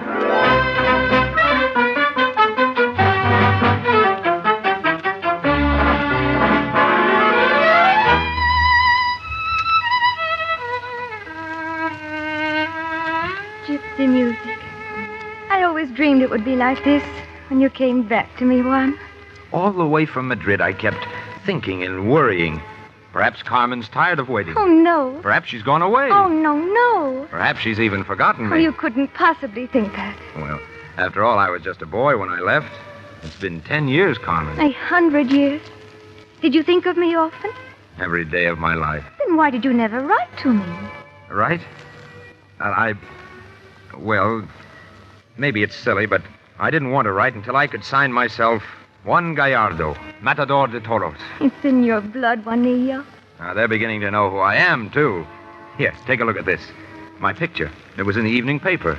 My first press notice, Carmen. And mind you, by Curro, the great critic. Go ahead, read it. I have read it. Read it to me. Juanillo, I think I know why you never wrote to me. It is because you haven't learned to write or read. Isn't that it? Read what it says. Oh, what for? Read it. Here is a newcomer, a flat-footed novillero taking money under false pretenses. Juanillo, when will we be married? There's more of it. Read the rest. Oh, Juan, it doesn't matter. It matters to me. Someday I'll make him eat his words. Someday I'll come back with a whole trunk full of clippings. Oh, Juan, you are not going away again. When you marry me, you marry the first torero in Spain. Not the second or the third, but the first, the greatest. Oh, what difference does that make? Just so it's you. Juanillo, look at me. Let's be married at once. Tomorrow, as soon as possible.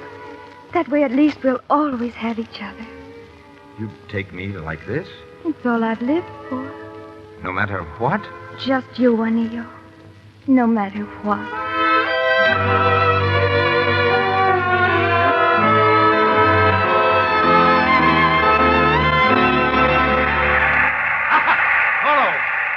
He just toys with that bull. He has him on a string. Olay, Gallardo!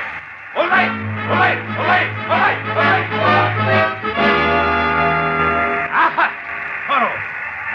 So fast, so brave, he'll make the church bells ring. Gallardo! Juan Gallardo! Gallardo! Gallardo! Gallardo!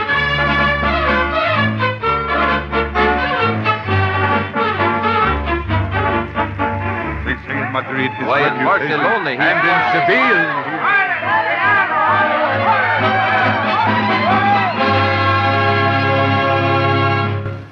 Half of Seville outside your dressing room. Fools. You'd think they'd give you a little peace before your ordeal. Well, it's my first appearance here, Garabato. Parasites. They will be the first to turn against you the minute you have any bad luck. What sash today, Juan? The gold silk, Senor Vinegar. Here, I'll hold the end. You wind yourself into it. It's hot, isn't it? Yeah, one always sweats big the morning of an afternoon. Turn slowly now. You know, always when I'm dressing like this, there's the feeling of rust in my throat. The taste of death. Fear. But the minute I hear the music and the yell of the crowd, everything's all right again. I wouldn't admit it to anyone else in the world, Garabato. Not even to me? Carmen, I didn't know that. Oh, she slipped in here while you were turning. Senora, you can help him finish. I have things to do. Chico, how do you feel? Good as bread. And you? I wish it were tomorrow. You've got to learn not to worry. Oh, but please let me worry. Just a little. Makes me feel better. What do you do with yourself when I'm in the ring? Oh, I sit by the window and count the seconds. Every one is an hour. When the sun begins to go down, I look up the street, and there's no one. So I stop breathing.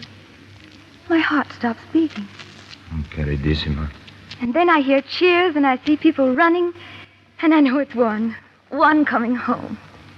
And my breath comes back, and my heart starts beating again, like a drum. Chiquita, you're the only true one in the world. Oh, Juan. Juanillo. Now go. Go now, or I will hold you here forever.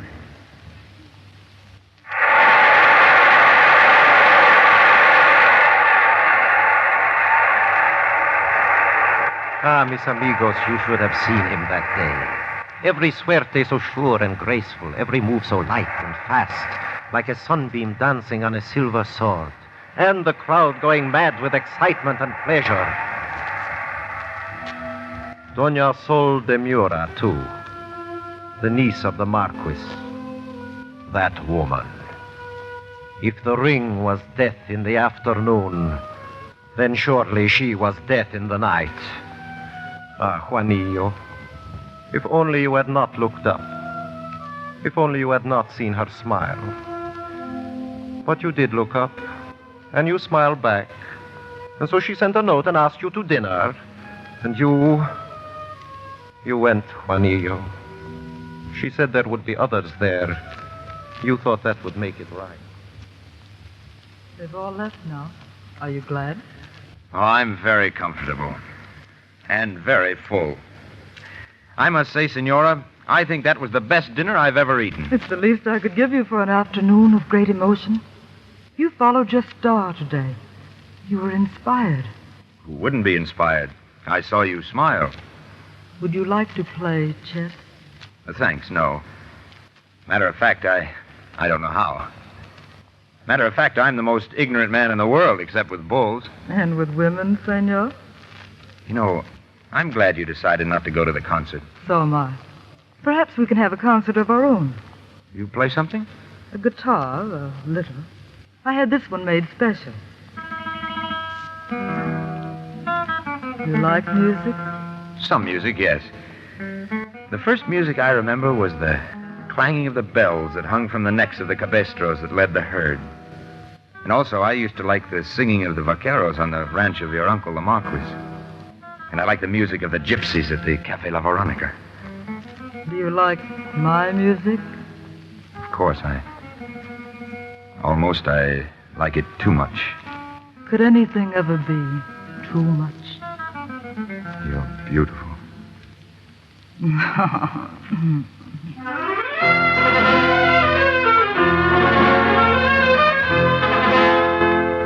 The third time this week he's been away. Juan is famous now, Madre. There are things he must do.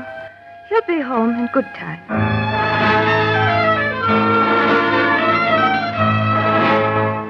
I thought tonight at least he would be home. It is my birthday. What sort of a woman can she be? She is very beautiful.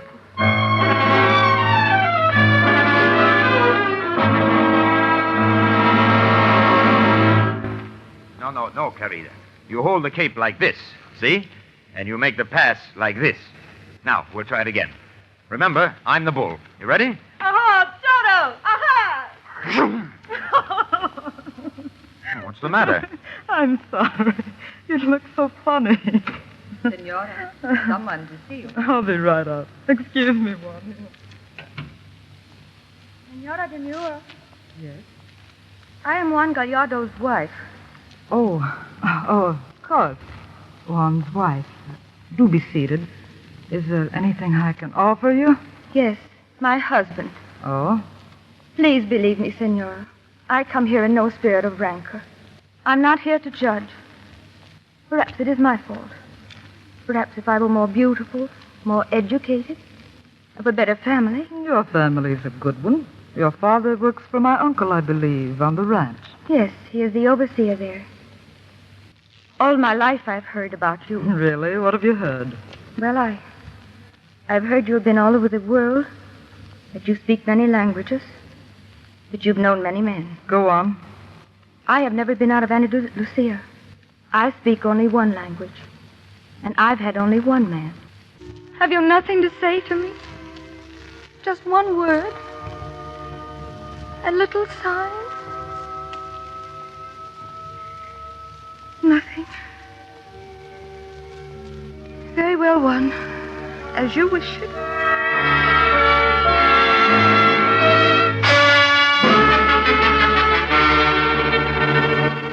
I tell you, Gallardo was just a flash in the pan. These big Miura bulls are too much for him. Not the Miura bulls, the Miura women. I tell you, Doña Sol is through with him. I saw her last night with another man. He hasn't only lost her, he's lost the crowd in the arena, too.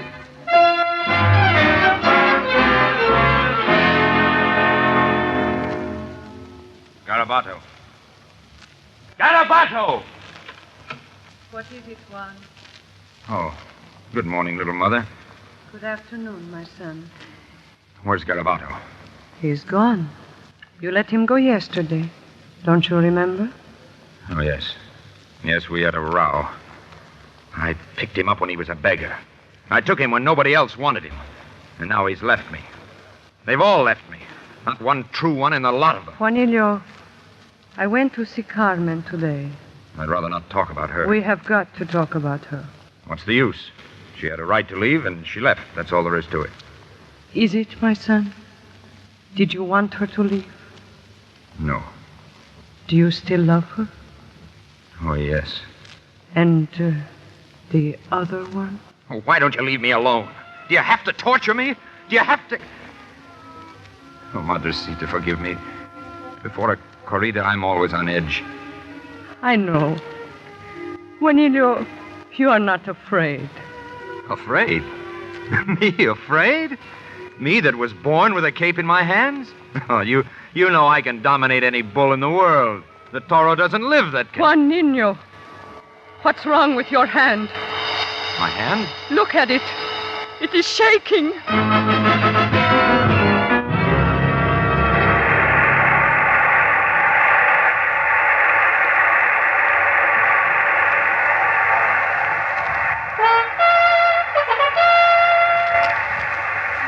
Trumpet, my son. Have you finished your prayer? Yes, Father. I'll go out in a moment. Go with God, my son. Go with God. Juan? Juanillo? Carmen. You? Here? I am always here whenever you fight. You mean all these weeks since you left me? I never left you, Juan. I've just been waiting for you. Waiting for the sickness to pass. But only a minute ago, I was praying to see you. Now I believe in miracles. I love you, Juan. I always have. I always will. Nothing has changed it. Nothing can. Nothing ever. I'm so glad you're wearing your white suit today. It's the one I like best. You look so nice in it. So... Oh, Juan. Juanillo mío. Chiquita.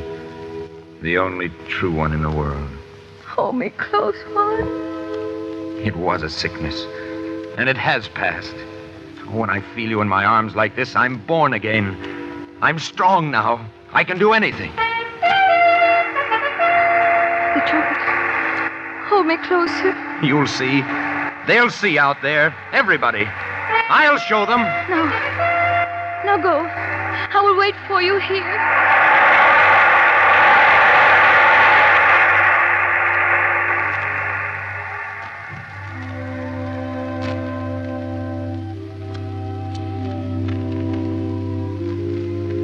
Father, it has been so quiet out there.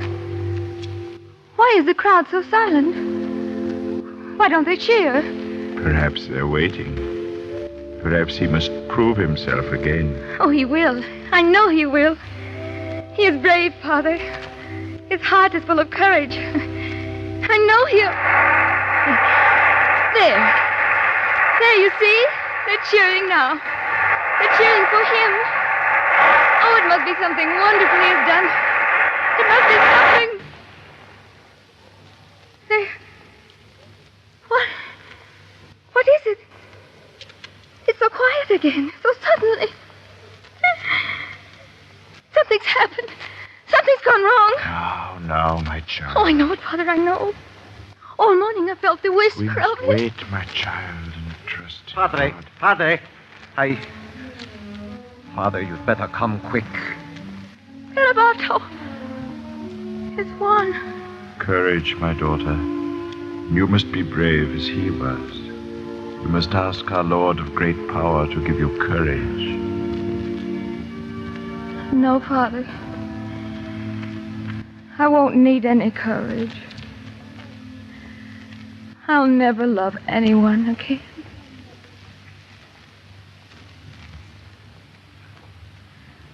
Now, Garabato, take me to him.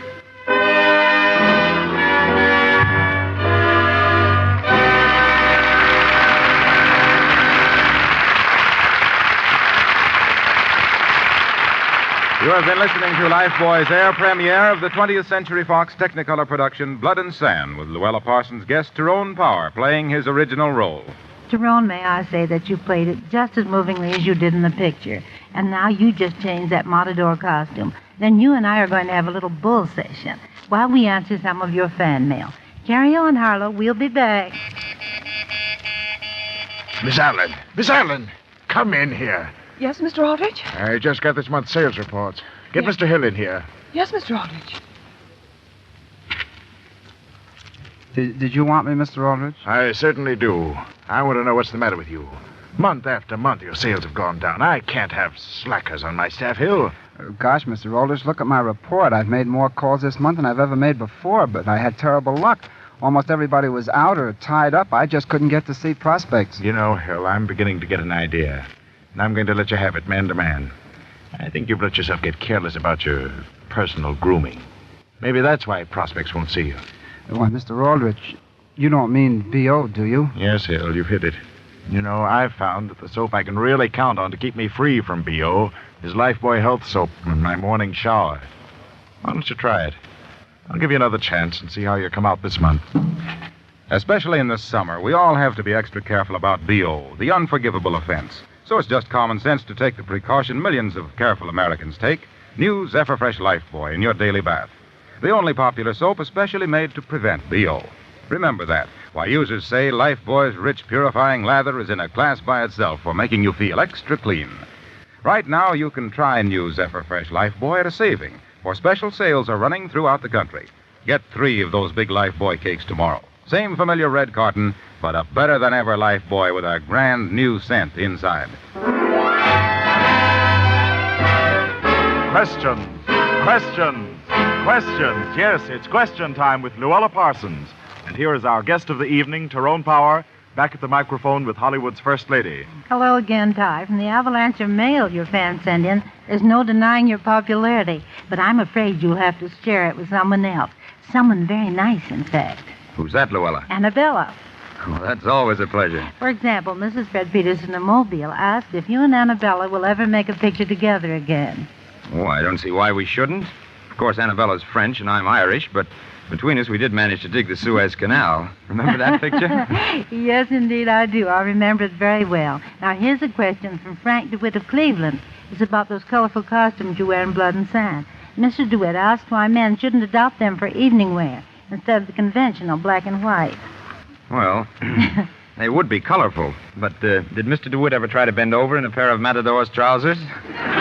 Honestly, Louella, I'm still muscle-bound. Oh, you look all right to me, Ty. And now Tom Fredericks writes in to say that he's read so much in my column about your flying, he wonders if you're still at it. Yes, I should say I am. I get up every morning at 5:30 and fly for an hour or so before reporting on the set. Oh, doesn't Annabella object? Oh, not a bit. She's a great flyer herself. Do you know that Annabella's the only woman who's flown the Atlantic 3 times in 2 weeks, and in wartime at that? Well, doesn't anybody object to your flying? Well, not exactly. But I get up so early every morning, the nice little lady next door is sure I'm the milkman. Keeps calling for me to leave extra cream. Well, what girl wouldn't want Tyrone Power for the cream in her coffee? But here's another question, and one of the oddest questions yet. Harvey Gilroy of Sacramento wants to know what you would do if you weren't an actor. Well, that's easy, Louella. For one thing, I could read the funny papers to kiddies over the radio. Or I used to be the Champagne funny paper reader in Chicago. Yes, and I was a fair to middling soda jerker back in Cincinnati, too. I wasn't so good as a movie usher, though. And why not? Oh, I'd just forget the customers and look at the pictures.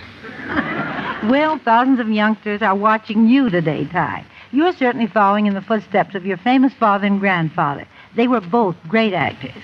And now one more question. Mrs. Thomas Gordon of Glendale wants your reaction to that South American tour you made with Annabella. Well, honestly, Louella, neither Annabella nor I have ever been more royally treated. Believe me, there's a feeling of genuine warmth and friendship extending from all our neighbors on the South to us here in the States. I know that's true. Because, you see, I was in Mexico a few weeks ago, and I talked to everyone, from government officials to elevator boys, and they all feel the same way. You know, all of us in Hollywood are proud of the part our picture industry is playing in promoting Pan-American understanding. And I'm sure that we could never send out 2 better ambassadors of goodwill than you and Annabella. Thank you so much, Ty, for being with us tonight.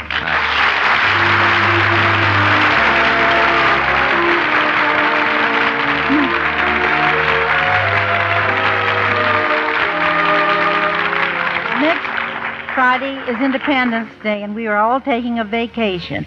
But we'll be back 2 weeks from Friday on July 11th with that great star Herbert Marshall and young Gene Reynolds in Adventure in Washington, Columbia Studios' dramatic story of life in the United States Senate. Yes, next week, 4th of July, the makers of new Zephyr Fresh Lifebuoy are very glad to give up their time for a coast-to-coast broadcast by Senator J.W. Bailey. So there will be no broadcast of Hollywood Premiere. But 2 weeks from tonight, as Louella Parsons just told you, we'll be back on the air again and continue throughout the summer. Until 2 weeks from tonight, then, this is Harlow Wilcox speaking for the makers of new Zephyr Fresh Lifebuoy, America's largest-selling bath soap. Have you tried this better-than-ever Lifebuoy? You're in for a treat when you do, to say nothing of the pleasure you'll give all of us who work on Hollywood Premiere. I don't know of anything that could make us feel so well repaid for our efforts. So, if you like Hollywood Premiere, why not get 3 of those big Lifebuoy cakes tomorrow? You'll like them, too, believe me. Thanks for coming, and we'll look for you 2 weeks from tonight. Hollywood Premiere is produced by Charles Vanda.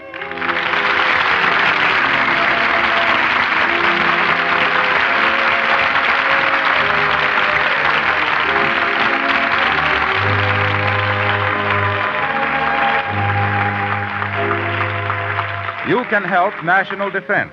Support the United Service Organizations, the USO, an army behind the Army and Navy to provide recreation and entertainment near the camps for the boys in the Army and Navy.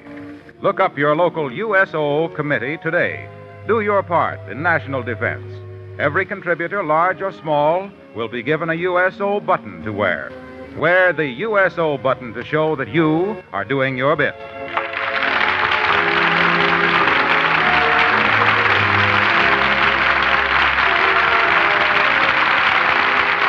Next Wednesday night, be sure to hear Lifebuoy's other great radio program, Meet Mr. Meek. Next week's episode is called Mr. Meek Dishes It Out. This is the Columbia Broadcasting System. Louella Parsons, a gossip columnist for much of her life. At her peak, her columns were read by 20 million people in 700 newspapers nationwide.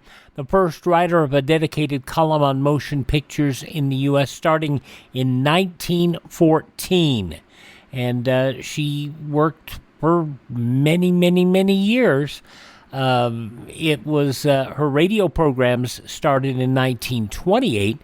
And then she hosted a program titled Hollywood Hotel, showcased stars and scenes from their upcoming movies. Now, our good friend John Dunning, who wrote in the Encyclopedia of Old Time Radio about Hollywood Premiere, it was an attempt by Parsons to restore a segment of her glory in Hollywood Hotel with free performances by major film stars in return for lavish plugs of their latest films. Whatever problems Parsons had with the idea of paying people for their work backfired this time, even before it reached air. Hollywood Premiere under attack by the Screen Actors Guild, which was joined by the American Federation of Radio Artists in condemning the show's policies. It only ran from March 28th to November 28th of 1941, sponsored, as you heard, by Lifebuoy Soap. She would pass away in 1972. She was 91 years of age, so she did have a good long life. She died of arteriosclerosis, hardening of the arteries.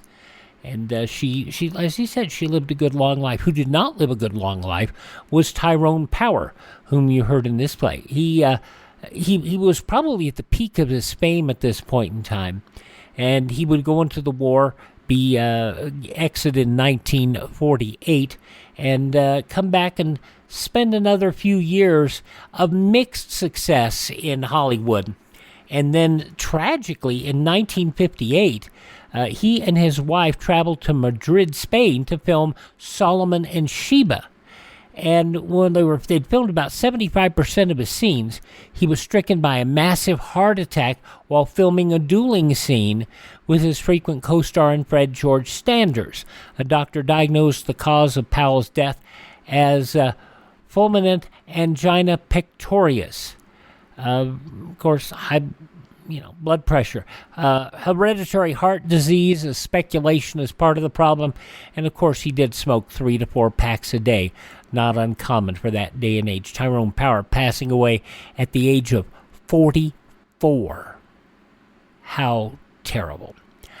Tyrone Power on the Louella Parsons program Hollywood premiere 83 years ago today, June 27th, 1941. Up next, well, it's J. Edgar Hoover's favorite radio program, and if you don't know what that is, you haven't been listening long, have you?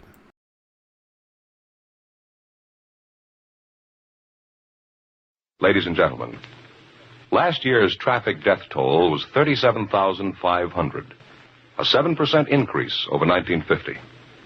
The National Safety Council believes that the best way to promote safety on the road is for each of us to know and obey traffic laws, to read and heed traffic signs. So be careful. The life you save may be your own. J. Edgar Hoover called it the finest dramatic program on the air. This is Your FBI. It ran on ABC from April 6, 1945 to January 30th, 1953. Yes, it was preceded and subsequently followed by the FBI in Peace and War, Frederick L. Collins' production, which did not have the official endorsement of the FBI, but this show did. They got dramatizations of FBI cases. Stacey Harris would play Special Agent Taylor in this program, and we will roll on here and let you hear This Is Your FBI from 72 years ago, June 27th, 1952, The Toll Tale Camera. The Equitable Life Assurance Society presents This Is Your FBI.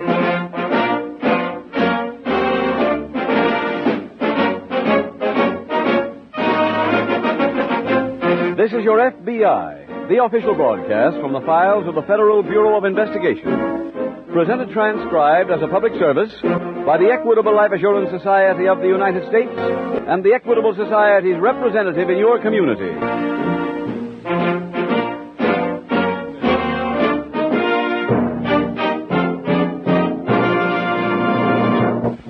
Almost everybody worries about the future.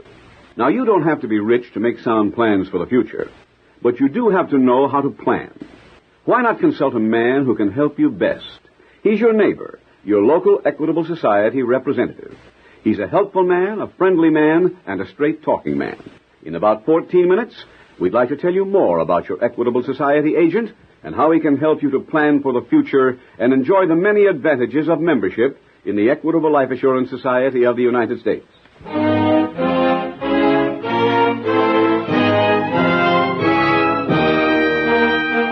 Tonight, the subject of our FBI file, armed robbery. Its title, The Telltale Camera.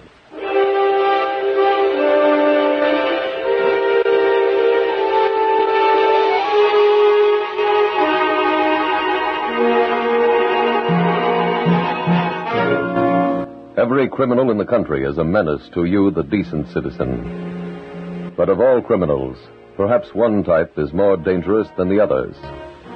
He is the lawbreaker who operates behind the front of a legitimate business. That kind of man is more dangerous because he frequently is shrewd to the point of cunning, and also because he never actually commits the crime himself. He leaves that to hired hands and protects himself with perfect alibis. It is never a secret to the law enforcement agencies in a community that such a man is operating. But knowing a criminal is at work and getting evidence are two different things. For one of the basic principles of our way of life is that the accused is innocent until proven guilty.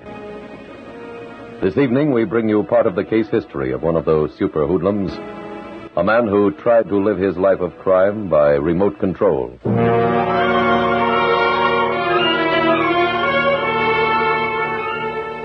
Tonight's FBI file opens in a large Midwestern city. Two men sit in a downtown theater watching the end of a movie.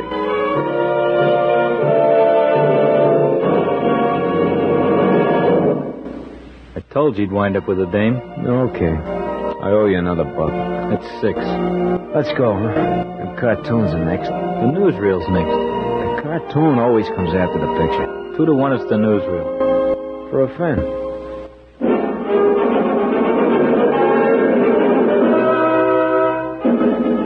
The camera views your movie theater news. It's $11, yo. I ain't won anything today. It's a big day in Dixie as the new Brunswick Dam opens, and the water comes through the giant turbines for the first time. Don't get wet. Here it comes. And above the dam, the water is now deep enough for trout fishing. And are the folks taking advantage? Even money, the guy don't catch anything. Well, sure he will. Otherwise, he wouldn't use his picture. You got 6 to 5. Nod your head. The dam isn't too much of a success the first day. The opinion of the game warden is that the fish are staying away till they get used to the new riverbed. Oh, what a shame. All these fishermen and all anybody caught was a coal. That's 16 you owe me.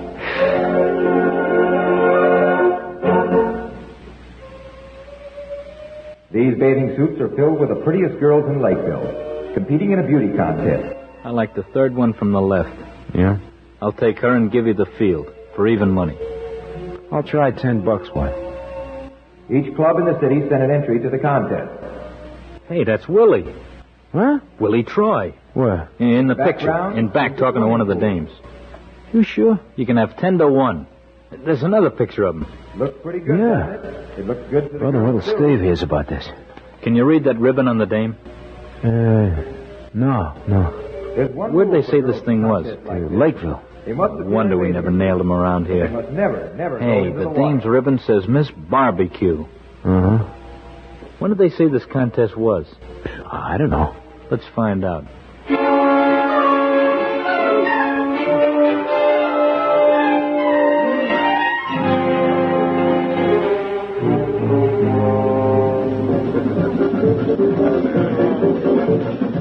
Chuck, let's have another hunk of ice. Huh? Okay. No, thanks. 6 to 5 the piece, and your glass melts first. Nah, no bet. I'm staying stuck for the night. You tell Steve we had word on Willie? I couldn't in front of those legits. What was he sitting with? I don't know. He's getting up now. Sure takes him a long time to say goodbye. It's part of the deal when you own a joint like this. Let's pour a little more grog in here, will you? Yeah. Evening, boys. Oh, hi. Big news. We saw Willie Troy. Where? In the newsreel. He's in Lakeville. He was a week ago, and they took the pictures of some beauty contest. What was he doing in a beauty contest? He was on the sidelines talking to one of the dolls. Was she wearing any of the jewelry? Oh, she was in a bathing suit. Lakeville. I wonder why I went there. I hear they got action going 24 hours a day. I know, but there's no fence in town. Nobody big enough to handle that much jewelry. Maybe he still got the loot. After all, he only ran out 2 weeks ago. Steve, you got any pals in Lakeville? Nobody I could ask to knock Willie off for us. Tell you what, you two go out there yourselves. Stay till you find him.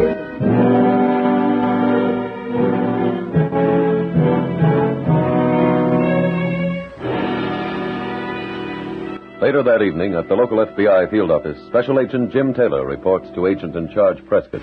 You send for me, Mr. Prescott? Oh, yes, Taylor. I'm putting you on a new investigation. Interstate transportation of stolen property. Oh, what kind of property? Jewelry. The police in Acton raided a suspected fence a few days ago and recovered about $100,000 worth of stolen jewels. Oh, big operator. Yes, and he may have been dealing with some big operators from around here. Oh? The police sent a list of the jewelry to Washington. Half a dozen of the pieces were listed in our stolen property file. Uh-huh. Has the fence been questioned? He's refused to make any statement, but we know from our files that the pieces were loot from 3 different jewel thefts across the state line, yet all within 100 miles of here. Do we have any details? Only the names of the victims. Here's your copy. Fine. Thank you, sir. Check into all 3 thefts and see if you can find any link.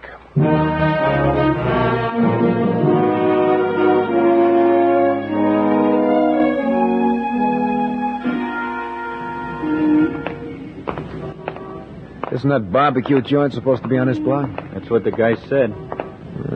Maybe they moved. 10 to 1 they didn't. Well, you ain't giving that price unless you know something. Uh-huh. You saw it, didn't you? Not till right now. It's a drive-in. Guess the dame's a car hop, huh? What else? Even money, I can pick her out. No bed. Get a load of that. While you're waiting for your sandwich, they wheel a slot machine right up to your car. I don't like it. What? Gambling where it's legal. Hey, there she is. The dame with the tray. Just putting it on that gray convertible. Huh? You think that's her? For 50. I'd know better if she was in a bathing suit. Say, miss, Did you call me? were you in a beauty contest? Uh-huh. The girls were all jealous when I won. And then when my picture was in the paper and everything, why, one customer even asked me for my autograph. What do you know? I wish I could wait on you, but I can only serve people in cars. We didn't come here to eat. We want to talk to you. Yeah, we're talent scouts. Honest? From Hollywood. And you want to talk to me? Yeah, you see, one of our men sent in a report on you, and we came to check it. He said for us to give you a screen test. His name is Willie Troy. Oh, gee, I didn't know that's what he did. The studio gave us Willie's address here, but we left it on the plane. Where's he living? Well, I don't know, but when you see him, tell him I'm sorry about getting so mad. But how did I know he was a talent scout? And what would you do if you was a girl and you went out and your date left you standing at a bar while he went to talk to some singer and he stayed away over an hour? Girl singer? Yeah, that big blonde at the club jackpot. What's her name? I don't know, but... say, can you get my picture in the paper again? They had it in when I was in the contest, and all my friends saw it. Yeah, sure. We can handle that. Come on. Let's get over to the club jackpot.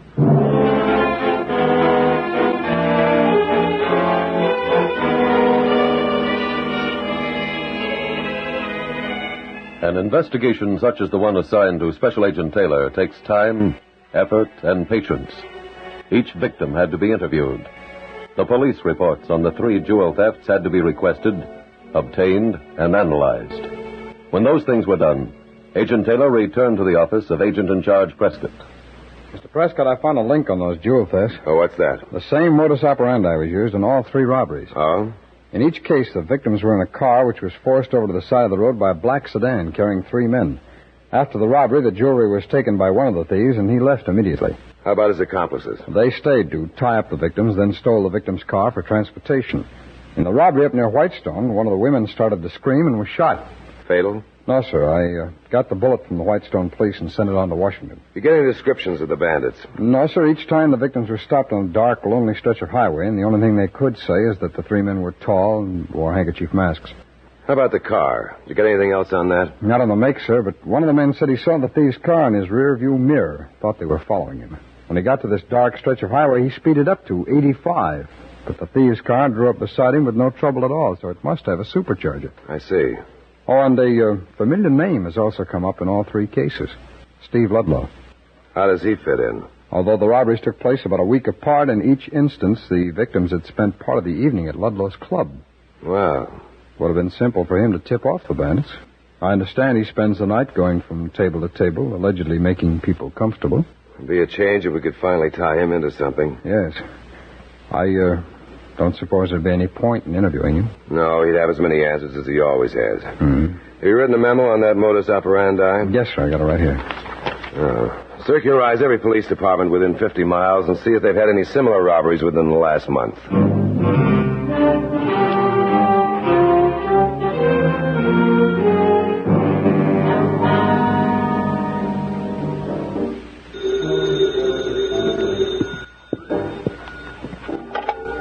Hello? Mr. Steve Ludlow? Yes? Lakeville calling. Here's your party. Hello? Hello? Go ahead. Hello? Hello, Steve? Yeah. This is Chuck. Oh, how'd you make out? Well, we came up with that dame who was in the newsreel, but she didn't know where Willie was stopping. Uh-huh. Then we got to a singer in one of the joints out here, and she said Willie gave her the brush for $1 in the chorus of one of the hotels. The chorus dame didn't know where he lived either. Chuck, never mind the play-by-play. Did you find Willie? Yeah. He's living in a little bungalow just outside of town. You been through it? Not yet. You seen him? No, he's out fishing on some lake near here. When'll he be back? I don't know. You go on over to his place and try to find that merchandise. Okay. Then wait around for him to come home. Even if we find the stuff? Yeah. And be sure to give Willie my best regards.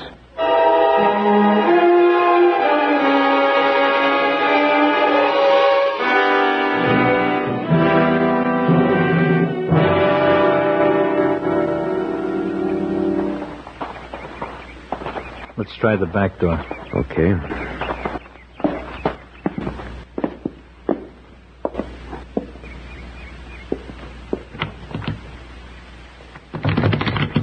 Locked. Should we try to pick it? No, let's try a window. We can come back here if we have to. All right. Let's try this one. Hey. Wow. This was real nice of Willie. Go ahead. Can I give you a hand? No, I can make it. Hey, you better close that window. Oh, yeah.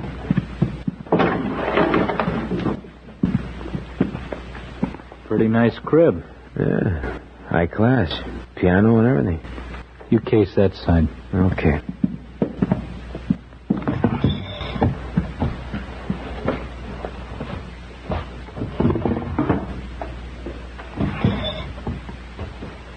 Nothing so far. No luck over here either. Good shot. Yeah. Car coming.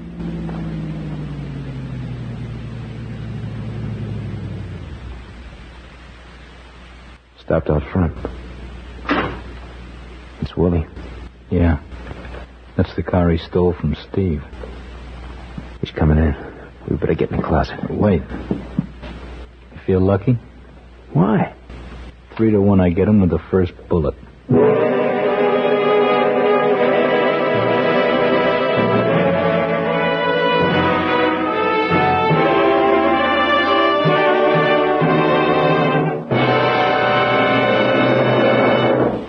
We will return in just a moment to tonight's exciting case from the official files of your FBI. No one can foretell the future, but everyone can protect himself and his family against future hazards. That's why more than 5 million families are members of the Equitable Life Assurance Society of the United States.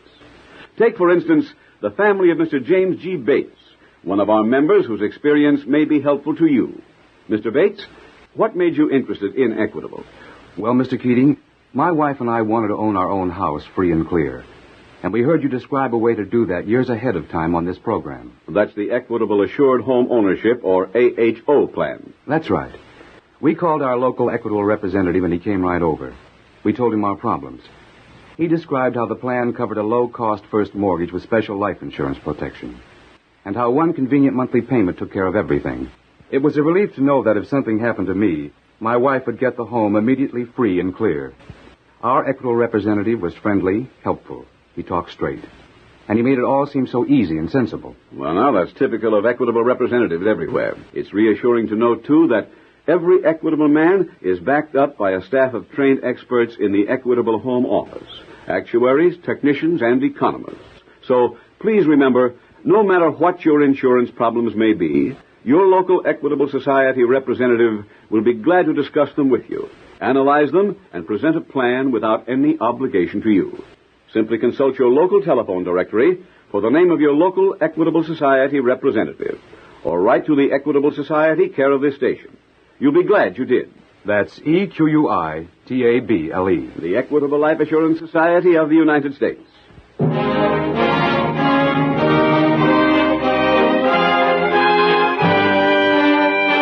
And now back to the FBI file, The Telltale Camera.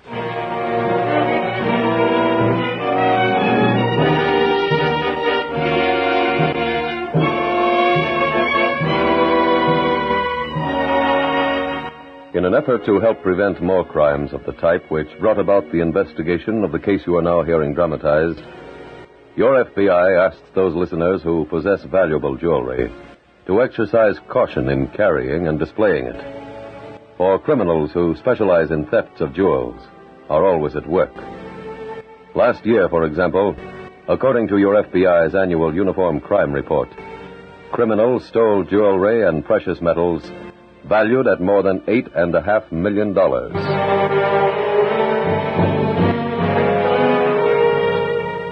Tonight's file continues at the FBI field office as Special Agent Taylor approaches the desk of Agent in Charge Prescott. Got any answers on your circular? The Watertown police wired about a robbery a few weeks ago using the same modus operandi.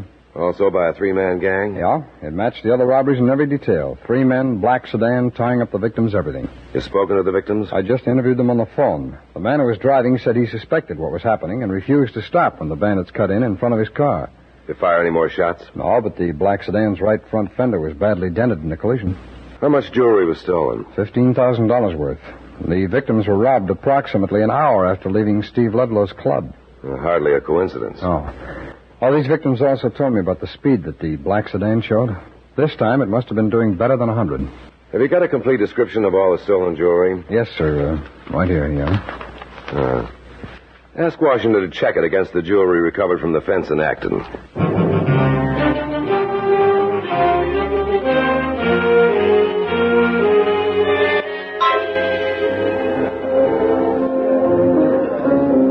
Welcome home. Thanks, Steve. Hi. Let's go into my office, huh? Go ahead. Okay. Well, how'd it go? We gave Willie your best regards. Fine. Yeah, he was real surprised. Did you get the jewelry? No. You're kidding. After I cooled him, we went through the whole joint. He must have stashed it someplace else. Did you frisk him? Uh-huh. No pawn tickets, no bank books, and he was only carrying $37, so he couldn't have sold it. How about all those dames you told me about? Well, we went to see every one of them. All Willie gave them was the right time. I thought you two were pros. We are. Then how could you come back without the stuff? What'd you want us to do? Stay there till you found it. Steve, we did find your car. Yeah. We drove it back. Where is it? In the garage. That fender we told you about's pretty banged up. You have the garage guy put on a new one. And be sure it's ready for Friday night. Why? What happens Friday night? Your next job.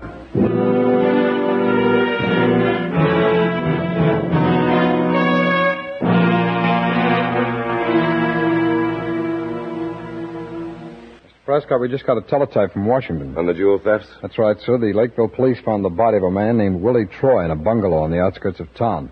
He'd been shot with a .38. The laboratory says the slug came from the same gun that shot that woman during the robbery near Whitestone. Who was this Willie Troy? He's a hoodlum from around here. Here, this is a transcript of his record, sir. Quite a long one. Yeah. You'll notice the last time he was arrested, his bail was posted by Steve Ludlow. I wonder if Ludlow had anything to do with the killing. He might have. After Troy's death was announced, one of his neighbors called the police and said he had seen Troy digging a hole in the backyard the day he rented the place. The police checked. They found the loot from that last robbery. All of it? Yes. So Troy might have been killed because he refused to share the profits. The police have any lead on the killer? No, sir, not yet. So get the next plane to Lakeville and see what you can find out.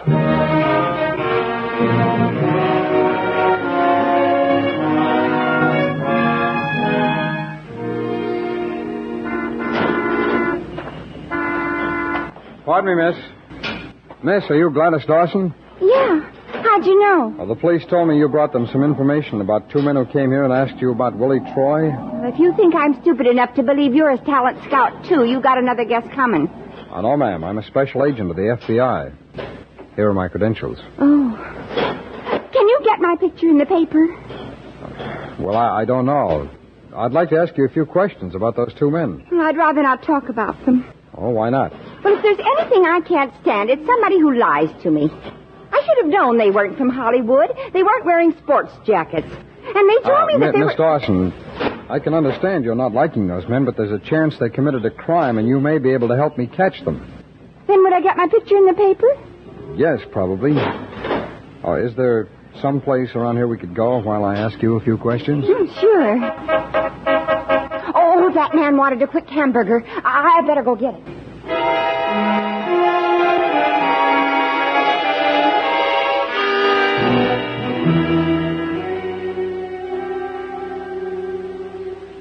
Prescott, we made some progress in Lakeville. Good. And the police gave me the name of a drive-in waitress who knew Troy. She said 2 men came to see her the day that Troy was killed. They wanted Troy's address. She give it to them? No, but she gave them a lead to another girl, and then step by step they located him. How about idents of those men? Well, the drive-in waitress and the other girls all gave me the same general descriptions, but the waitress had a snapshot that might help us.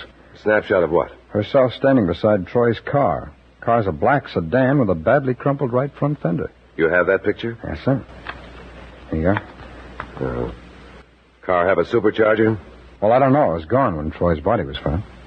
If those killers were Ludlow's men, they might have brought the car back here. It's possible, sir. Find out everything you can about this car. If we can locate it, we might get a lead to Ludlow.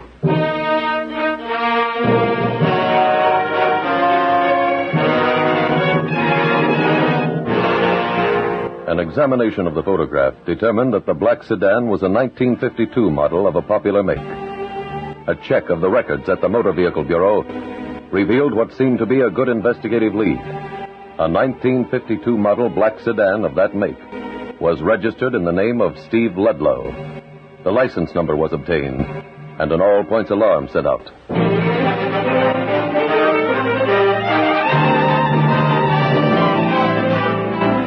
Prescott, can I see you a minute? Oh, yes, Taylor. We just got a report on the car. From where? Riverdale. It stopped there for service. Riverdale's about 300 miles this side of Lakeville. That's right, so it could be headed here. Who was in the car? 2 men. Same general descriptions as the pair the waitress told about. When were they in Riverdale? 3 days ago. They might have stopped someplace else. Keep checking. Yes, Taylor? Car was seen day before yesterday in Park City. Lakeville, Riverdale, Park City. They're all on Route 30. And in a straight line for here. Uh-huh. Have copies made of that picture. How many, sir? Enough to send one to every garage and repair shop in town.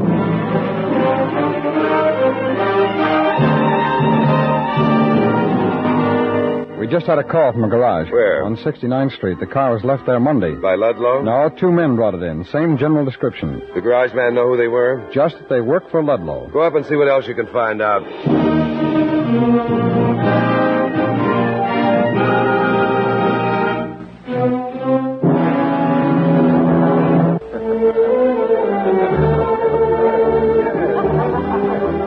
Al, I got a deal for you.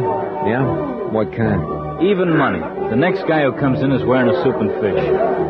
What am I, crazy? Okay, even money ain't. Just so we got action. I wouldn't bet you I'm alive. Where have you two been?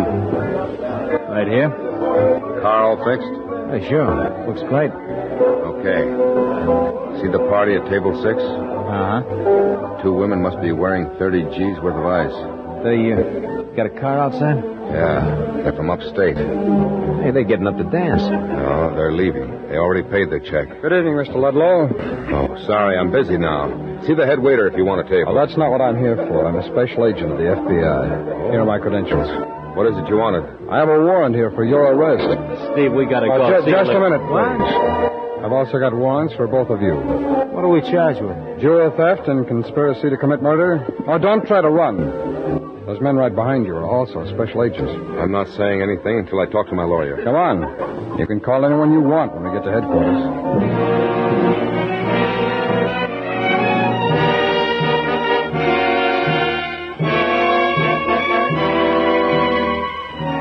Ludlow, Vinton, and Brunswick were turned over to state authorities, and following a trial, they were each sentenced to a life term in a state penitentiary. Special Agent Taylor was able to arrest the 3 criminals in tonight's case because of help from the FBI laboratory. The repairman at the garage where Steve Ludlow kept his car gave Agent Taylor the damaged fender he removed from the black sedan. Technicians at the laboratory examined the fender and reported that embedded in the metal were paint chips from the victim's car, which had rammed it in an attempt to escape. Ballistics experts from the laboratory made a further contribution. They reported that the gun found on Chuck Brunswick at the time of his arrest was the same gun which had been used to kill Willie Troy.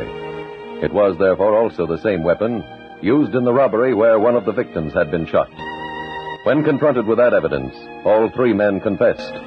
And thus your FBI removed 3 more dangerous criminals from circulation and further carried out its assignment, its job of protecting you, the American people.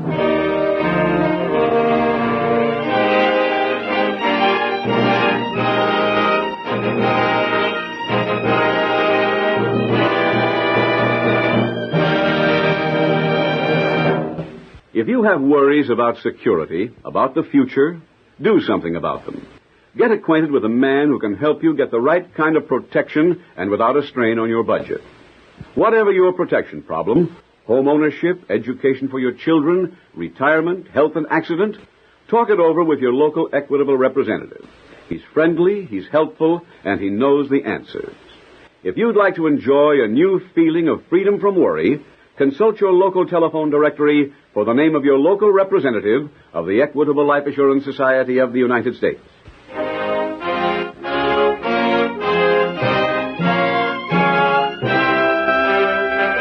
Next week, we will dramatize another case from the files of the Federal Bureau of Investigation. Its subject, armed robbery. Its title, The 5 Fathom Stick-Up.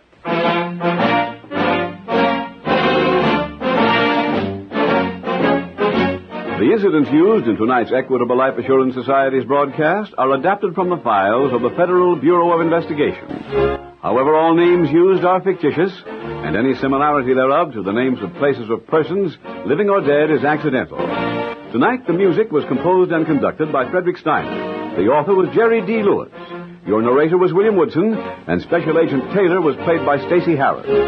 Others in the cast were Anthony Barrett, Harry Carey Jr., Tony Caruso, Isabel Jewell, Gil Stratton Jr., and Carlton Young. This Is Your FBI is a Jerry Devine production. This is Larry Keating speaking for the Equitable Life Assurance Society of the United States and the Equitable Society's representative in your community, and inviting you to tune in again next week at this same time when the Equitable Life Assurance Society will bring you another thrilling transcribed story from the files of the Federal Bureau of Investigation. The 5 Fathom Stick-Up on This Is Your FBI. Stacey Harris had a few roles that were of note in radio, apart from This Is Your FBI. He was Batman in The Adventures of Superman. He was also in Confession, Dragnet, Pepper Young's Family, and Frontier Gentleman. Did a number of television shows over the years as well. Stacey Harris would pass away in 1973 at the age of just 54, a case of a heart attack. Classic Radio Theater with Wyatt Cox reminds you tomorrow we will have more drama with Dragnet, Have Gun Will Travel, Name of the Law, Arch Obler's Plays, and we'll check in with Claudia. Coming up next, though, we'll have an episode of Superman without Batman.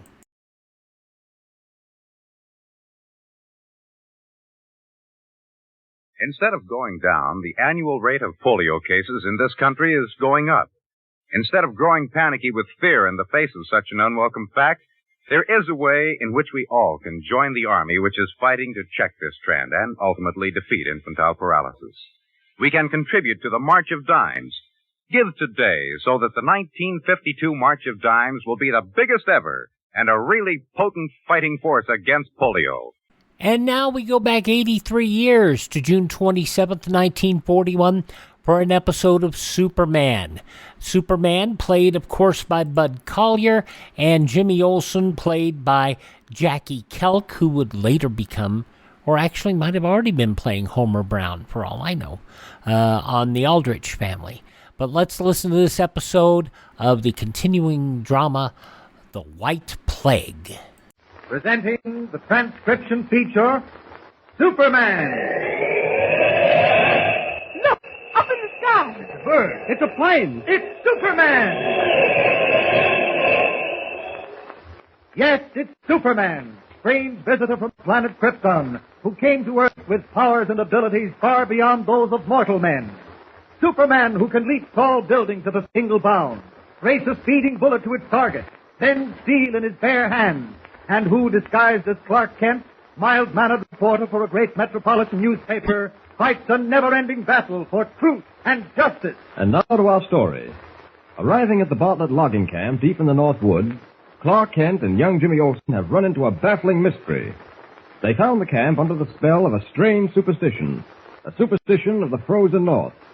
A belief that whoever cuts down a tree whose roots are covered with snow will suffer the vengeance of the White Plague.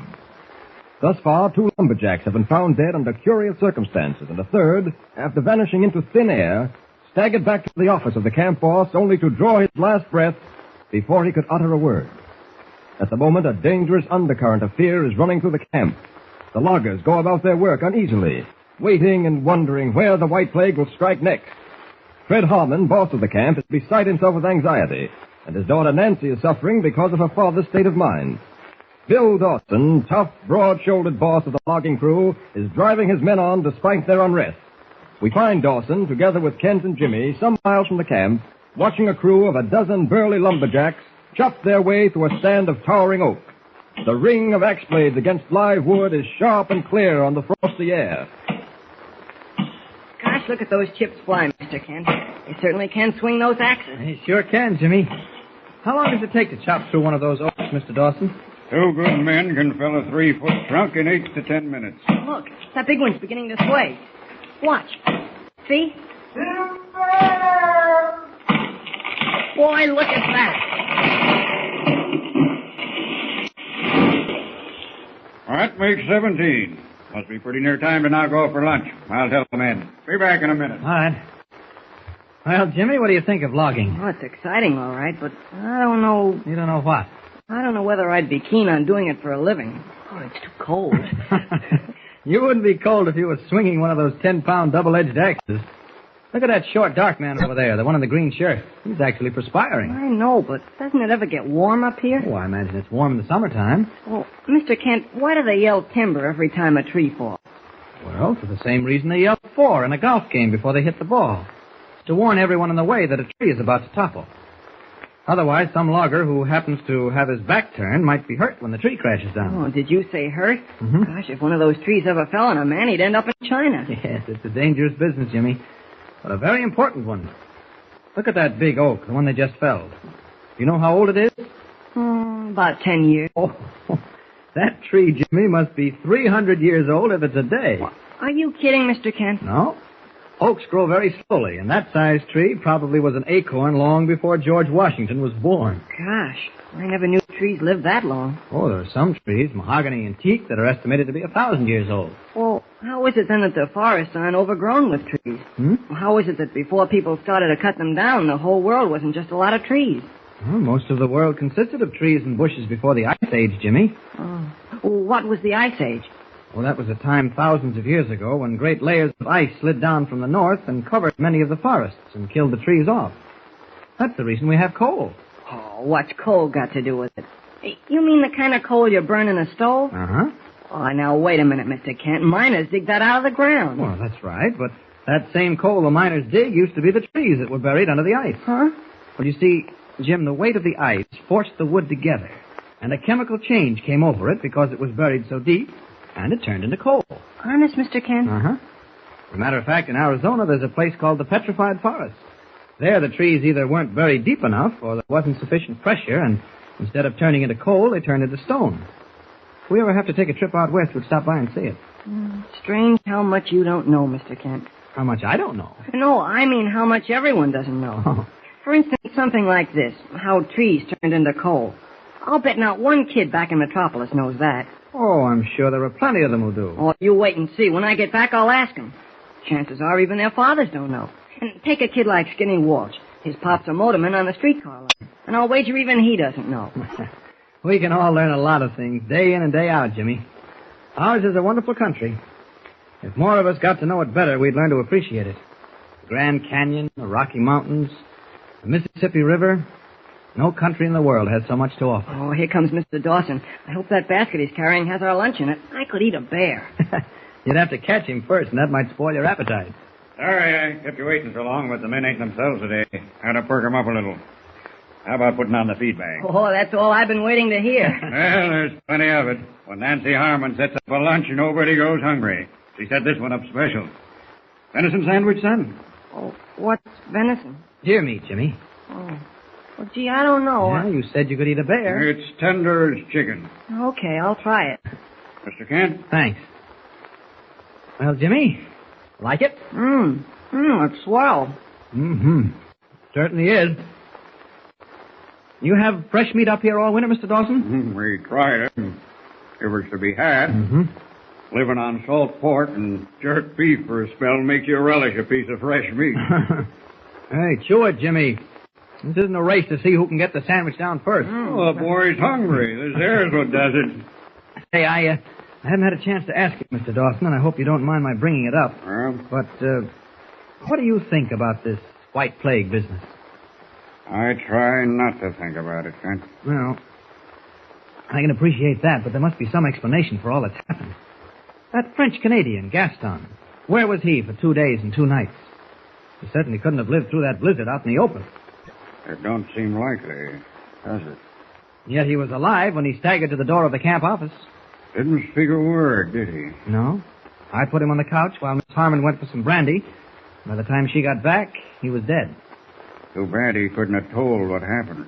It is too bad, because that might have explained everything. Of course, I know you don't believe the white plague superstition. If you did, you wouldn't have let the men cut those trees this morning. That last one, for instance, had snow piled around the trunk 3 feet high. Another sandwich, son? Well, if there is one. Plenty of them. Thanks, Mr. Dawson. There are only 2 possible solutions to the mystery, Dawson. Either the deaths were accidental, or... Or what? Or someone's trying to throw a scare into the camp, for one reason or another. Could it be any of your men? That don't make sense, Mr. Kent. They earn their living logging. Say, what's that man running toward us for? Something's wrong. Kurt Travers never ran a step in his life unless he was being chased. What is it, Travers? You better come, Mr. Dawson. What happened? You'll see. The men are all gathered around a tree stump. No, Jimmy, you stay here. Oh, gee. I said stay here. Is this a joke, Travers? No, it ain't no joke. All right, stand back. Look, one of your men doubled up on the ground. Sam Green. He's stone dead. It's a white flag, that's what it is. Shut up. How'd this happen, Travers? I don't know. He was sitting on the stump eating when suddenly he keeled over. It was him and me fell that last tree. The white flag got him. I'll floor the next man who opens his mouth about the white flag. Sam had a heart attack. He was strong as an ox. Well, then maybe a rattler bit him. Sure, that's what it is. Rattler struck him on the calf, right above the top of his boot. All right, break it up.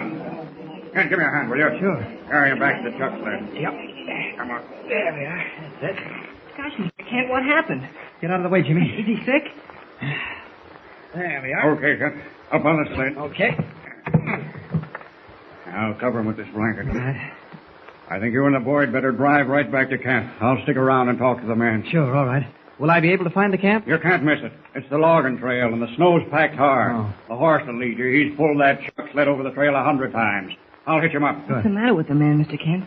He had a heart attack. Gosh. Is he... Yes. Oh, gosh. All set, Mr. Kent? All right, come on, Jimmy. When you get to camp, Mr. Kent, drive around back to the office. Yes, I will. All right, Jimmy, up on the seat. Just follow the trail and keep it a walk, or old John will slip. Okay. Get up. Gosh, Mr. Kent, do you think this will make things worse? What do you mean, Jim? Well, about the white plague? Oh, I'm surprised at you, Jimmy. Oh, I don't believe all that stuff about the white plague, Mr. Kent. Well, it does seem funny. What seems funny? Well, that fellow was the one in the green shirt, the one who was perspiring. Yes? Remember that last big tree that was cut down just before the men knocked off for lunch? What are you driving at? That fella in the green shirt was the one who chopped that big tree down. And it was the only tree that had a snowdrift around the bottom of the trunk. Oh, now don't let your imagination run away with you, Jimmy. 2 men were working on that tree, and one of them is still perfectly all right. You can't tell. Now, what sort of sense does that make? You can't tell. I mean, something might happen to him yet. You certainly are cheerful about it. This is going to be terrible for poor Mr. Harmon and Nancy. Gosh, I hate to think of it. Well, then don't. How can I help it? Last night that French-Canadian came stumbling in. I know all about it, Jimmy.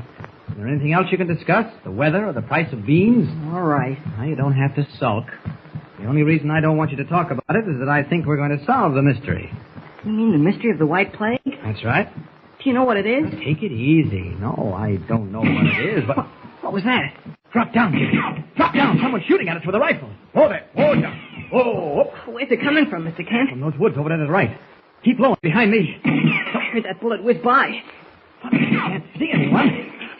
The horse is getting nervous. We better make a run for it. Stay down, Jim. Be careful, Mr. Kent. Get up. Come on, get up. Get up. Breaking into a gallop, the frightened horse drags the careening sled over the hard-packed trail. The steel-jacketed bullets sing around Kent's ears.